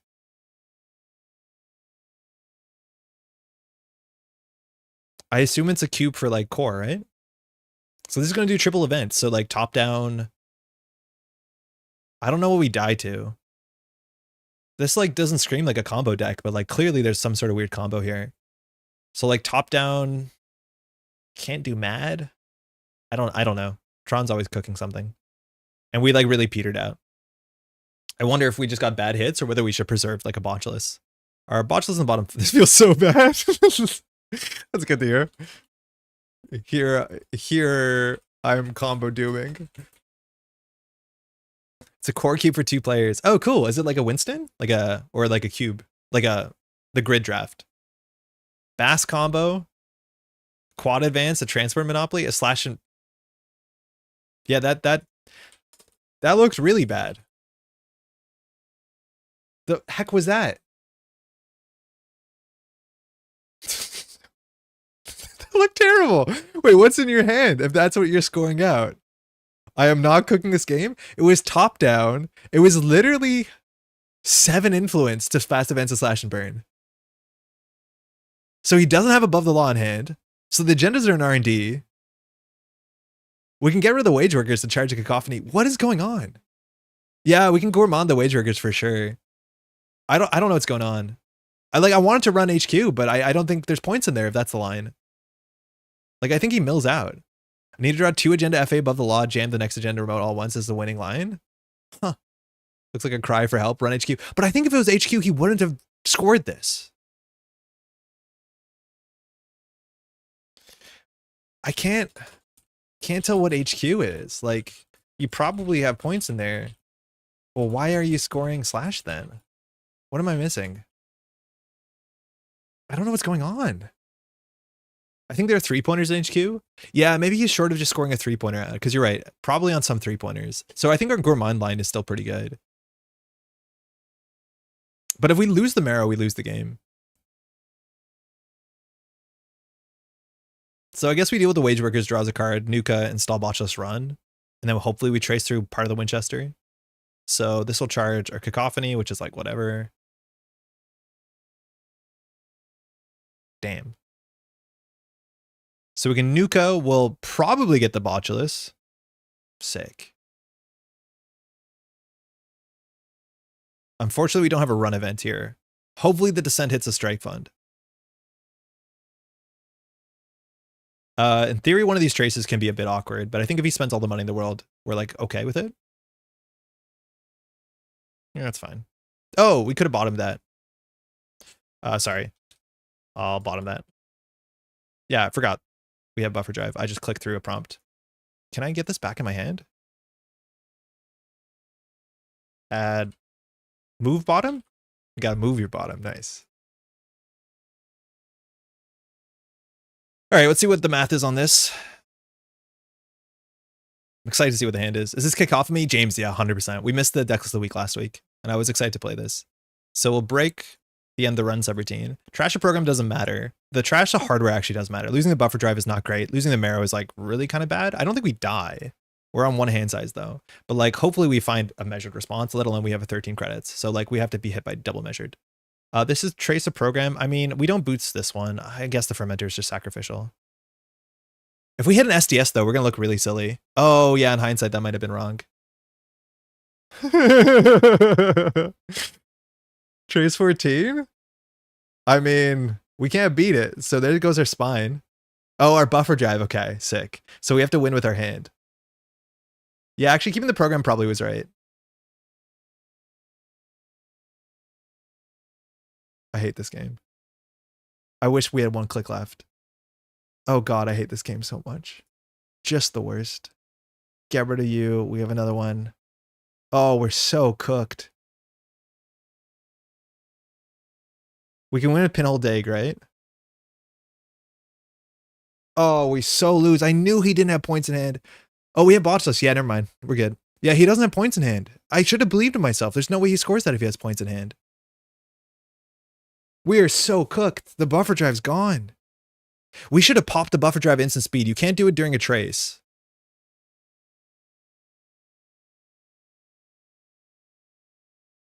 So we're assuming he can't res 2 on R&D. So we can do dig, pinhole.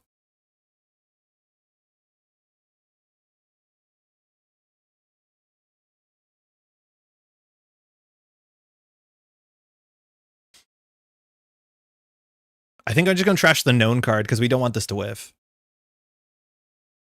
Then we'll run R&D. Oh, he got credits from that.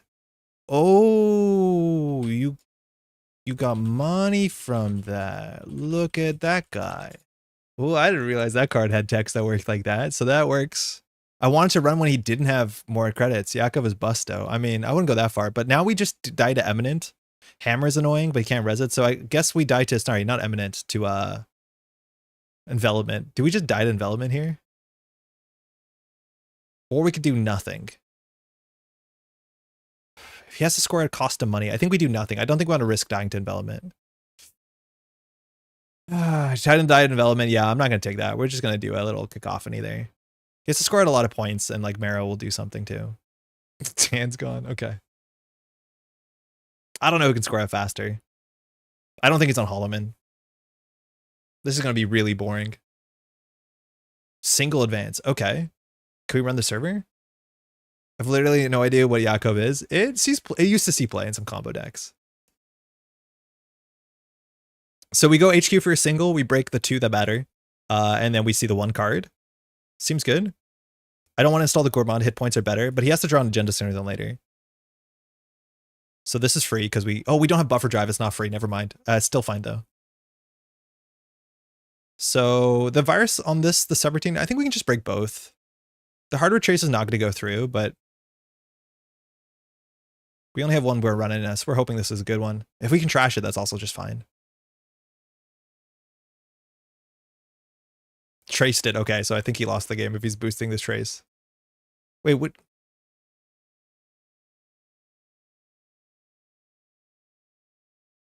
I'm a mess. I looked here for programs.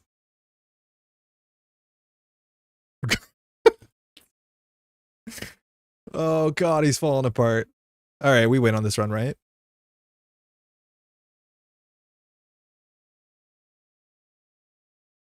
Yeah.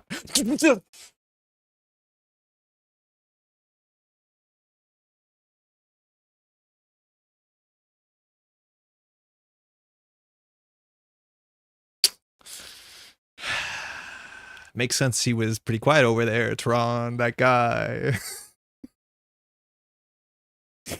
Who's in charge here? Like, literally who's in charge? It's too late for Andre. I mean, it's warm, man. It's really warm here. The 2 credit boost to win the game. I don't care. I'm running R&D and winning. It doesn't matter. Check the bid. I'm going to run R&D first. Keep me out. Reza Maskarovka for a credit. See if I care. Reza Maskarovka. It's a tie. Okay, we still win. We still win on this. Never mind. We can't steal SDSs anymore. Yeah.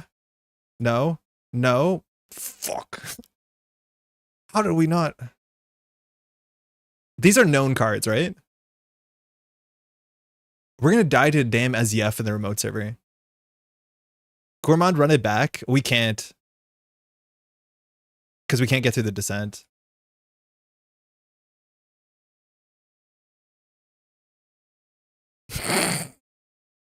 Did your friends leave you? Didn't die to Azef, so it's not an Azef. He can res. We're like totally locked out here. We have 1 run on HQ, so we just click for 4. Oh god, why are we like this? Running HQ, it's a 50-50 we can't steal. Do we literally concede? Because he has to score this and jam the next agenda. We cook this 7 different ways. Oh my god, are we bad at this? It's just a credit war. So now the top of R&D is free. But if we go through the tithe, so I guess we run this. What's the worst case? If it's a hammer, we lose the marrow and we lose the game. If it's a BOAC, we lose the game. I guess it would have been a BOAC before though, right? Is there an overlay upgrade that does like phantom programs? Yeah, there is one here. You have to do it on this side. I don't do it because people ask questions. They're like, what's going on? That's confusing. I've learned nothing. Yeah, Paladin, you're gone. We should just discard our spine to like shame concede. Oh man, we could have shame concede.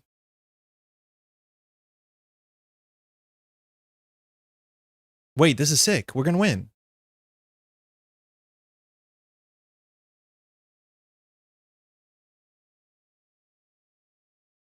Okay. You have to win to not lose. So we can do a trace battle here. We have to beat 2 traces. Luckily, the important one happens first. We know that it is.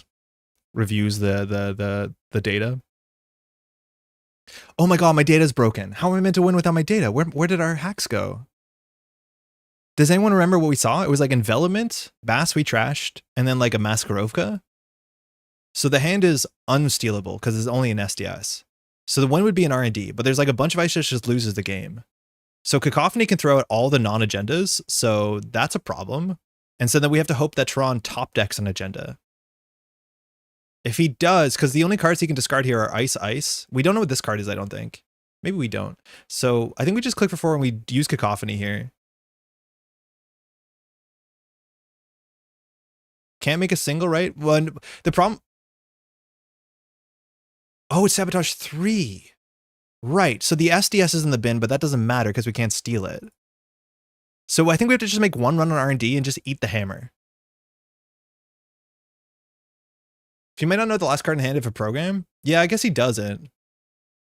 Imagine we had the Gourmand and we installed the Gourmand and ran archives, but unfortunately, that's not how it's going to work today. Instead, we're going to die to Naziev. This doesn't care about successful run, right? I think we just run this. If it's a BOAC, we lose.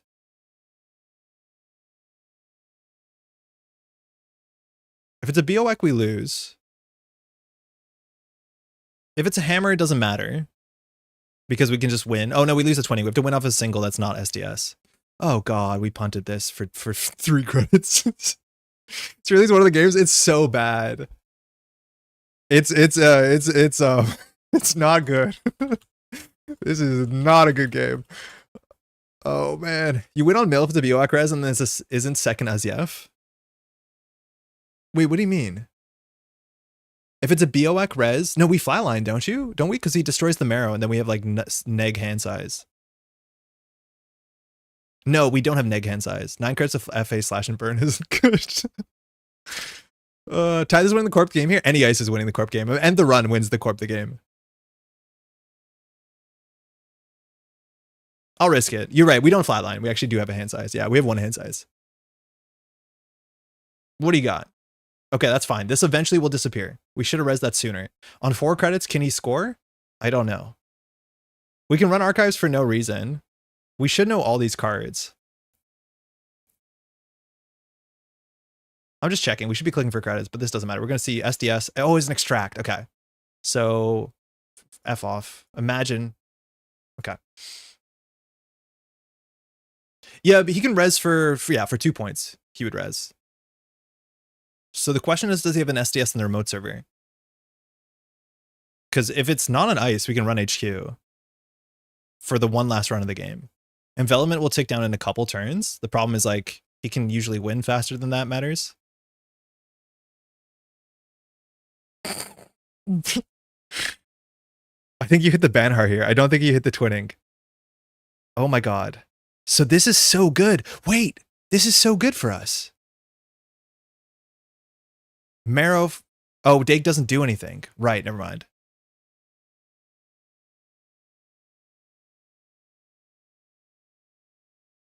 So now if he top decks an agenda, goes straight in the remote server. So we can find out what this card is at no cost. But we kept Banhar. I'm surprised. The issue is like we can't beat the Maskarovka on Banhar. This is such a bad game. Any agenda goes in the bin. So like, yeah, we just 100% lose here. Because this envelopment is going to have enough subroutines. We need to get it down to having one subroutine, which hopefully Tron just doesn't draw agendas. That's the best we have. Because we can run this, but obviously no access. We can't run this. We can't run this. We can run archives, but it's not an agenda in there. Last case scenario, we can check it. I guess we might as well check it in case he's like really bluffing, but like that'd be pretty buck wild. Yeah, extract. Okay. So we'll just click for 3. God, I hate that we have to live in this bed. We built this bed, we shit the bed, and we have to sleep in this bed. Can't get measured? Yeah, we're good. Okay. So assuming that's not an agenda, we can check once, but if it's an agenda, it goes straight into this remote server because we have no way of beating this mask. So I think Tron would keep the agenda. He just needs enough credits. There's nothing we can do. We literally just have to hope that he doesn't draw an agenda before the envelopment falls apart.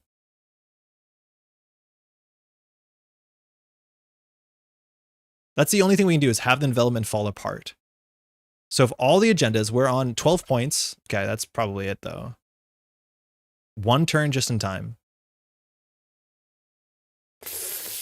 Hopefully it's a 4-2. Okay, never mind. So we can just run this. This has 2 subroutines, and they both do net damage. So the only thing we can do here is run HQ. If we run this remote server, we die to Maskarovka, so we lost. I can't believe we lost this. We did not trace. We had to pay 6 credits to win the game. Hope he doesn't have any more ice to put on R&D. It doesn't matter, because if we make all the subroutines net damage, we flatline, right? Because this still has 1 end the run, 1 trash this ice subroutine. So it's 2 subroutines which we cannot beat.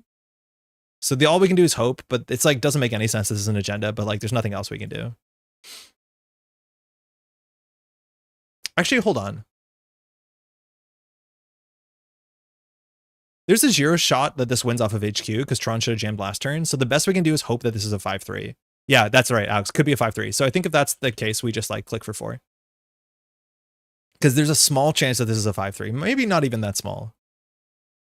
But if he's running 3 Eminence, he could be on only 1 5-3. GG. That was so bad.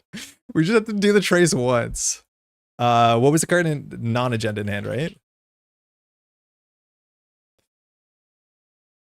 God, 4 cards left in R&D. I have no doubt that the other card now is an agenda. Because there's still some points. Yeah. Real shameful stuff. Okay, Yakov in hand. We'll get that out of the way. That was ours. We had that. We definitely had that. We made a bunch of incredibly bad mistakes. But we could have got there. We definitely could have got there. Sorry, Paillu. I'm so sorry you have to watch this. Definitely one of the games. I should have got my losses on the FA. I think you just jam. It was so expensive. I think this matchup, just getting the Begamut down was worth it because it obviously goes so far. We break envelopment for 1 credit, Maskarovka for 1 credit. Like, that's fine. One of those mistakes was JNet only. Yeah, like, I don't mind. None of those mistakes I would do in person. But yeah, those mistakes were bad. But like, I'm not concerned. I should have realized that trace mattered. Like, I thought the trace was doing nothing. Not that I was not playing around SDS, which I wasn't exactly, but I thought it was a useless trace. And then Tron boosted into it, and I thought he just dumped his money because it was GG. But then I realized, like, wait, why does he have only 2 credits left? Why is he tracing 6? Which we could have beat. I thought you full boosted because it was GG. And so I didn't even think I had a program. You were just goof boosting. That's so bad. Let's run it back. We can do one more. Yeah, right? Thanks for the game, eh? Really fun. That was cool, though. We have like interaction angles, which is kind of fun. Like I actually want to touch cards. Our early game random damage, like that is a bit frustrating. I think we can maybe carve our hand a bit better, but I think the more you play this deck, the more you realize which cards are worth pre-installing and which aren't. But we do a little trolling, runner. I wonder what Tron's deck in theory can do if it doesn't fast defense out of 4/2 for like 13 credits. Like there's probably some line in there that's interesting. All right, we got this. We got one more game. Should be illegal to be hot out the harm for the harp to Netrunner players. Sorry, Sophie. We could try running that back and both have games where we don't throw. I mean, it's not unlikely. You're not on measured, are you, Tron? Because I think we were playing around measured for a fair bit of that, which like maybe that's not the mindset of the deck. Poetry. Okay, sick. This is a good cacophony matchup. I don't know what poetry is doing besides like cheese measuring you out of nowhere, which like good luck playing around that if that's the HB game plan. I don't know this player. Might be a Smurf. Dumpling. Yeah, it could be a Smurf. Oh, cheers. That's very kind. Okay, Nuka's okay. Pinhole's whatever. Early Paladin, early Fermenter is fine. This is just like a good Anarch hand. It's not so much an Esâ hand. We have 2 Cacophony, which like if we're trashing poetry, things that's good. The Pinhole will deal with, you know how much auto campaign has mattered in the modern meta? But yeah, that's fine. This deck is a weird homebrew, so we'll see what happens. Oh, cool. Very cool. Okay, so we won't know what we're playing around. That can be tricky. Ablative Barrier is like a really bad card for Esâ to play into. I remember watching Tuno playing at Worlds last year into Jai, but that card is like a very difficult thing to play around. It's not very popular, but so is HB. Triple measure response threat scared you out of closing the game, I think. Yeah, I think it did. And I think I should have believed myself where like Tron made that back like ridiculous fast events play that he didn't have agendas in hand. I think we should have just been like sended centrals. Or sorry, R&D. Free the Vacheron? Oh, come on, you don't want to do that. Okay, no, not playing measured. Punitive is gone, we can free. So Spin Doctor first. So we want to know where that is. In Esâ wants to really know where the Spin Doctors are for obvious reasons. This was a keep that opened with Spin. Aggressive trend setting is the one agenda we definitely want to deal with sooner than later. 5 credits on the remote. Would love to have a raindrops here if we did. If we full send it, drafter doesn't matter. If Dumpling reses a lot of credits resing a Scatterfield, I think we're okay. We could end up taking core damage, which like, that's going to be the matchup no matter what, so who cares? HB needs a 5/3, yeah. HB, if NSG could just like emergency drop an HB 5/3, that would do a lot. Genuinely will do a lot. The HB agenda suite's like awful. I think we just run it. I don't know if we're comfortable paying 2 for the Spin Doctor just yet. Like pretending to pay 2 when we challenge it, because obviously they probably won't shuffle it. There's an HB 5/3 in its gate. Wave. Oh, okay. So at least we're not scared of bloop. But we'll see what they add to the hand, because this is perfect information. The SPD could? Yeah, SPD should start designing cards. I think the folks on the SPT, we should give them that power. I trust them. They're nice people. Anti-free Vacheron runners are cowards who put like the fire in these decks. It's a bloop. Okay, this says core damage on it. I think overall we'll just not install programs and not care. But I'm worried this will be Stegodon. Everyone gets a credit besides us. Still rounds up to everyone. Auto, we warned you about this little guy. Okay, so bloop is 3 to res. I think we still put the fermenter down. If the bloop trashes it, I guess the bloop trashes it. We could also just do Paladin Nuka and then set the fermenter up next turn with the Paladin. The sooner you set this up, the better. Because in theory, like next turn, it's, you know, 2 clicks for 3 credits, which is not good. Oh, we have a click left? What a world we live in. Running HQ is probably good. I think we'll just set the Nuka up. That's fine. Bloop seems bad to res against Esâ. Yes, I do think Bloop seems bad to res against Esâ. Now that we installed the fermenter, but still, paying 3 to do sabotage to yourself, we at least want to deal with the Spin Doctor first. I think we bottomed out a bit too hard here. That probably one of these installs was bad. They definitely have agendas in hand. I'm assuming they're playing trend settings, so they probably run like 10 agendas. They also might be on the 3-1, the cursed one, so that's more agendas. I'm positive SPT is already kind of designing cards. I think Tuno is working on card design stuff now. So that's a trend setting. It's annoying. If it's a bloop, we can just pre-cracker fermenter. So 2 clicks for 3 credits. We're heroes. And then we're happy to eat the bloop in a 50-50. Ooh. Interesting. So the bloop dereses the wave. It does core damage and trashes nothing. If it's a drafter, it puts the auto behind something, but then dumplings down. So I think we actually do the awful fermenter play. Then we can double click the Managarm. Spin Doctoring, taking the sabotage. But if this is a bloop, we're happy. I just wish we deal with the Spin Doctor first. Yeah, that's totally fine. Hopefully that hits the Steel Skin. Because the pinhole is actually pretty good. F. Oh, we still get a card. They can't res Managarm if they bloop. Oh, that's true. Yeah. So they trash 2 from R&D. Again, the Spin Doctor we should deal with sooner than later. So we should have done that first, maybe. It's like ganked. Cool. All right. We didn't hit the Steel Skin again. Good, good, good. We're on a couple core damage. Stegadon. Okay, good. Let's see if Poetry can do something. We're going to get 0-2 Onto to 100%. We're getting 0-2 Onto in this matchup. That's just the way it be. So they install a card. Proceed to access it. It can be a ganked. I don't care. It's a Spin Doctor. Don't mind me if I do. I think they probably didn't understand that that interaction would do that. If we could have not accessed it, that rule has been changed somewhat recently. If that's the best card in hand, they have to have an agenda in hand. Yeah, learn the reaction. Yeah. Yeah. I can jack out. Or more accurately, not touch the card. Because it could have been a ganked. So one unseen went back. So I'm going to go HQ here. And then we probably just Nuka. We might just run HQ twice. Because their hand doesn't seem better than a Spin Doctor. Okay, that's good to see. Oh, we have 1 click left. Oh, we're down to 3 hand size. But Ontos are relatively easy to do now. So they don't have the credits this turn. But we just need to get Nuka up and then get the pressure on. A Zenith would be good. This bloop draws us a card. It's kind of cool, isn't it? It does draw us a card.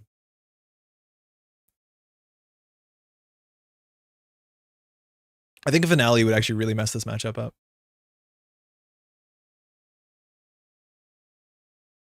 I think that's the problem about Wave. It like really feels bad to show the ice. Like obviously you need to check that it's an ice, but like showing your opponent the ice kind of stinks. This they can res for 2 credits. If they have 2 credits. If they have 2 credits though, I don't think there's anything we have to run because they can't score out an agenda. Oh, they do a small fully op. So in theory, this could be a Stegadon or a trend setting. I don't think we're too concerned. Let's find something to install. All right, free buffer drive is like okay. It's not the most impactful. Raindrops to run HQ is fine here. I could see us nuking again. Nice. So we can raindrops HQ. We could keep that for ice. But otherwise the free buffer drive is like totally acceptable. I guess we'll raindrops HQ just to get our money up slightly. We don't know anything about the hand because the fully op got played. And I think they have an agenda in here. Powers, okay. Discard down to 3. Oh my god, I forgot about that. And we didn't put Banhard down either. That might have been bad. I forgot our hand size was bad. We shouldn't have double drawn with Nuka. So it's a rush game, the Summer Showdown, where the turn after I installed the Synth Clan, my opponent revealed that they were playing core poetry by scoring Salvo and a Jupe stat. Yeah, there's some matchups where it's just like, I don't know. It's like Esâ versus Onto. Esâ versus Thule back in Borealis. It's like, I don't know if we're meant to feel good about it. We need to put enough pressure on, though. That's probably the powers. And so if they just top deck Ontos, the game kind of spins apart. But like this matchup is a bit cursed until we find our twinning or cacophony, because otherwise we're just trying to keep them off singles. And they're probably playing Meaner Ice too if they're unganked. RLC? They drew after they installed. So in theory, if they're going to draw with this, they should do it before they install, right? And then they gain 2. Because now they could have just drawn 2 agendas. I think that's a powers. We don't know what this is. Could be a second powers, maybe? But if it was a campaign, I'm assuming it gets rezzed. Ice on HQ, okay. So, I will just cave and play the Steel Skin. Great. So, what's the most important card here? I think we do Banhart into Marrow. The Nuka is the most important card.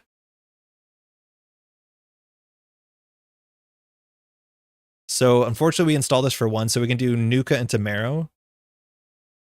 They could be on Jupestad. Jupestad Onto, they need 6 credits, I think.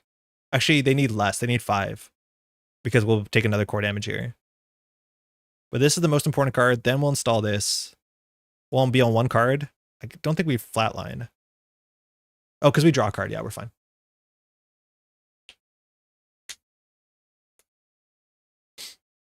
Just straight from the top of R&D. So that's every time they've sabotaged has been straight from the top. Sometimes that's just what players do because they think you losing card advantage in hand is like really, really bad. But they did spin Doctor back one of those cards. So we should remember that there's 3 unknowns in archives, but one of them was a card that they deemed not spin Doctor backable. I don't know if a Stegodon is actually going to cook the game because like we're probably not going to be breaking a lot of ice.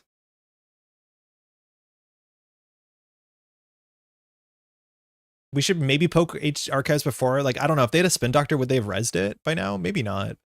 They did shuffle one back in a couple turns ago. But yeah, if they're on Ontos, like, maybe they're not. Maybe they're just on Stegodon bloop. And they don't care about core damage. I could see that being the truth. Maybe they're on Nightmare Archives. We'll find out really quickly. I don't know what we should be scared of. I think we're scared of Onto here. I really want a Cacophony. Oh man, we have no money. Where'd our money go? We're gonna have to be clicking for credits unless we can find a raindrops. Power draw last click. Okay. Raindrops. Banhar will put on server 2, I think, but we don't really want to run without money. That's good. So I think we just do credit raindrops archives. This will see 2 unknown cards, plus 1 that was deemed not necessary. We can hit a Nightmare here. Elevagao, okay. So they're on Jaguarundi, so they're on full core damage. So this fires a Marrow. It also fires a Poetry. Oh no, Marrow's only when they score, excuse me. So there are a lot of small agendas. Okay, so Clown Card server, I don't think we need to interact with. We could just raindrops here to do some more damage. I think we just need to touch Ontos. I don't want to run last click because of Ablative, because of Drafter. This server, I don't think they have the credits to really threaten anything meaningful. So we could just click for credit, because otherwise drawing, we can draw with Nuka next turn. I'm okay just clicking for credit, because our money's bad. And we need to install a Cacophony sooner than later. I'd love to find a dig, too. I don't know. They really need a Regolith. Oh, it's an auto. Okay, we'll have to deal with that. We probably won't, actually. I think we'll just pressure HQ. I'm really happy that this card is not a thing. I do think it's just eventually one day maybe like HB not being in a good spot, but like it doesn't seem like it's worth splashing. And any deck I played in HB, I'd rather have a Nico, but that is because you really do like the card drawing credits right now. I think we'll probably pressure HQ this turn with Banhar. If we can get a Cacophony, we'll get a Cacophony first. A Dig will be nice too. We haven't seen either of those. But we use our fermenters in really, really suboptimal ways, so we don't have a lot of credits. If we can find a Mystic into a Sure Gamble, maybe that's something. RLC, they've been have a few operations. I wonder if they're on like some sort of Wage Workers operation shtick. Maybe YDL, I don't know. So they just RLC'd for a credit because they gained 2, paid 1, gained a click. So maybe they have just too many cards in hand. This card's really good in the matchup because it allows you to on-tempo fill your hand. And you want to have a full hand so you're not essaying from R&D. Auto's fine so slow that thread's pretty low, yeah. It's good though, but like I think if they just score out an agenda, like a Nico would have been worse for us. Auto seems good if you used a force interaction. If you rely on it scoring, it hurts so bad, yeah. That being said, it's probably going to fire, but if they had a Nico here, just put the agenda in there, they might be better off. Like it's easy to forget. Nico's like 7 credit econ card, right? Yeah, Nico's 7 credits in a card draw. That's absurd. Auto is 4 credits. This is 7. It's so good. All right, Banhar on HQ. We want to flush that sooner than later. Let's start with Nuka, see if we can get multi-access. Okay.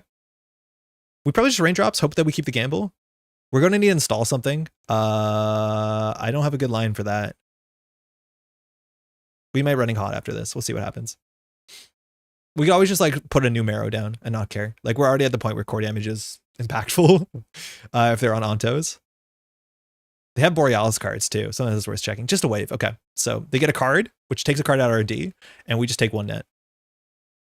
Auto's kind of 6 credit because the worst you use for clicks for credits. Yeah, sure, I guess. I mean, okay. They grabbed a Boomy. Okay. Hit the Marrow. Bummer. That's the one card we wanted. Hit a Salvo. Seems good. Because like now I think we can run server 2. Jaguar is what? 4 to res? Boomy's 3 to res. It could be Boomy ganked. We're going to draw a card, gain 3. Let's see if they install something. Poetry is really, really hard. So Poetry put ice down. So that could be the Boomy, but they installed so they're down to 2 credits. So there's no ice on this remote server we have to respect. If that is, actually that's not true, because if they res a wave, they go up to 3 credits, because the subroutine fires. So if they go down to 0, then if fires, they go up to 3. I don't think we have to care about that. I think we're just running hot, and then hopefully keep the Baya. I think we just go ham. But yeah, challenging the auto is a bit difficult because the wave means that they... Oh no, but if they res, they just go to 3. What are they resing here? Like the ganks does give them 3 credits. I think we do just challenge this. I guess they could res an ablative that ends the run, but we're happy with that. Do we just do sure gamble run this? I don't want the paladin to leave though. We'll start here and see what hits. Baya bands. Beans. There aren't any great reprisals anymore other than it. Trail and measured aren't it. Echoes cost 2, yeah. They can. We know that this is an echo. We'll see where they sabotage from. They've been classically just going from the top of R&D. They did it again. So we, in theory, can botchless on top of this and then just run the auto.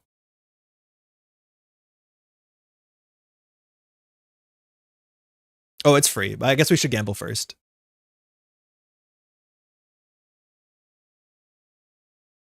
So they could res an ablative here, but that bankrupts them mostly.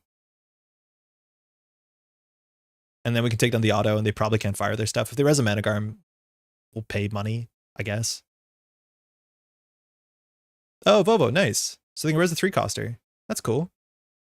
Oh, that's cool. This doesn't matter though, does it? I wonder if there's a world where Leo can active policing Pulse and Leo. I think active policing is like kind of cool. Like clicks actually do matter. So end the run unless the runner spends a click, so we're gonna end the run. Okay. That Vovo was good. I wasn't playing around that. That did hit the breakpoint. I think if it was a drafter, it would be in a worse spot. But I guess they're playing all the harmonics. So we're lucky that we haven't seen an echo yet, but I guess we do deal with that. Oh, this is cool technology, I guess. Reload the pulses with like stack on Brazilian. That feels like a bridge too far because you just lose on centrals. Do a deck like that in Ag Infusion. I do think like losing clicks is actually pretty good. Like if they can fire the threat text on active policing, it is very, very wild, especially in like a Holloman like deck where a single advance can be a 4-2 or 5-3 easily. So there's probably something to it. Next turn we just do Nuka, draw 3, draw finality, win. Well, they're gonna stop it. Brazilia's protecting centrals? Sure. One of them maybe. Okay. They're power drawing, Dumpling. If you're watching this, one thing you want to do, and like I think it happens multiple times, fully operational, is that you always want to draw first before you install, right? Because you could have drawn a better ice, or you could have drawn the fully operational and played that first and then drawn a better ice for this. It's like, and the easiest thing you can fix your game is like just plan the turn out. Be like, okay, what am I doing first? You generally, a lot of people just do that thing first and then think, what did I do on second and third? For any player, it's like one of the easiest things you can do to polish your game out. It's just like, before you do anything, think of what you're gonna do for the rest of the turn. I know it's, you know, intimidating because a lot of people just like, you know, play following their nose, which is like one thing at a time. And that's fine. Everyone starts there. But like trying to think the whole turn out helps a lot. Vovo and R&D, cool. Okay, so auto will fire next turn. They have 7. If they score out a Stegodon or a Salvo, I don't think we mind. Botchless gets bigger. Banhar, I think we'll put on R&D in case we find our finality, and then we'll just draw. Boops and Centrals to reload the pulses. Okay, so there's 2 unknowns in archives. We probably want to install something with the Paladin. So we could try and make this force the issue, where we could do like Sure Gamble, install the Marrow. Paladin's okay. It's not that good. We could trash an installed card. Probably not. Do we want to check archives for 2? Fencer is actually probably worth it in this matchup. I think maybe Paladin's done enough. We could like install another Marrow to get Sabotage, which is like fine. It gives our hand size slightly down. If they had an Onto, they probably would have got one by now. We have to watch out if it's like a lot of small Ontos. Like they could do Onto on top of a Jupe Stot and do like 3 core damage in a single turn. Like that could actually maybe flatline us. That'd be kind of funny. They would have enough money to do it. Like auto into Onto into Jupstad would actually be hilarious. And I could see us losing. If we keep a Steel Skin, probably not, but they'll be on 6 points. Thinking. Yeah, I think we could get rid of Paladin here. Sure gamble, run archives maybe.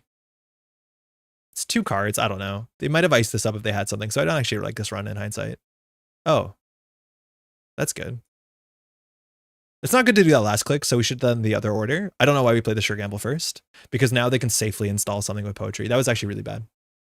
Even a double install into active policing would be sick if the timing would ever line up. Oh yeah, if they stole or trash, and then you can install a bunch of things and then still do the reprisal, that'd be really, really good. Because you get like triple install, don't you?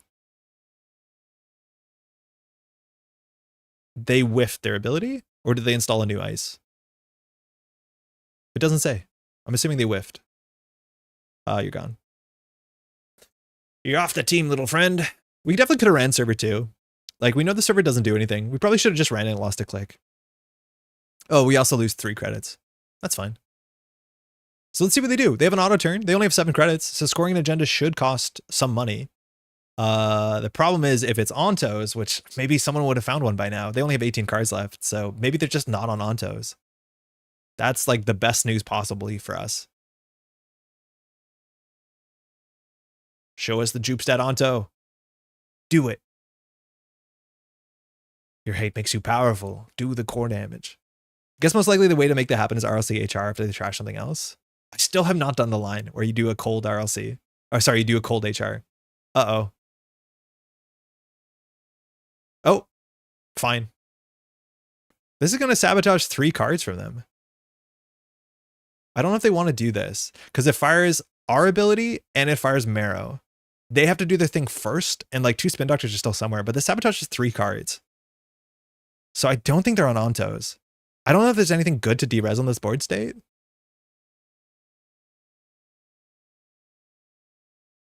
So they installed an upgrade. I mean, how much core damage do we want? Like they had to Marrow and then they have to do the thing. So they just lost 3 cards.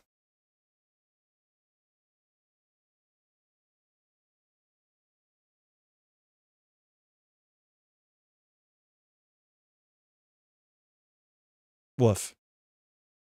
I don't think we're installing this in Neat. I think this Jupstad is going to hurt us slightly. They could install an Onto here and do it again, and then we actually end up on less hand. Take the core damage, champ. I mean, I'm good, I think. I don't think we need to.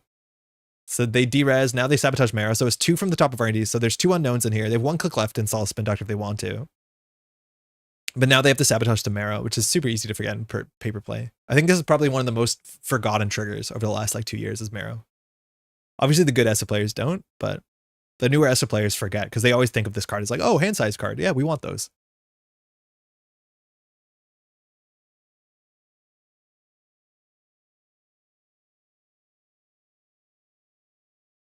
All right, 3 from R&D.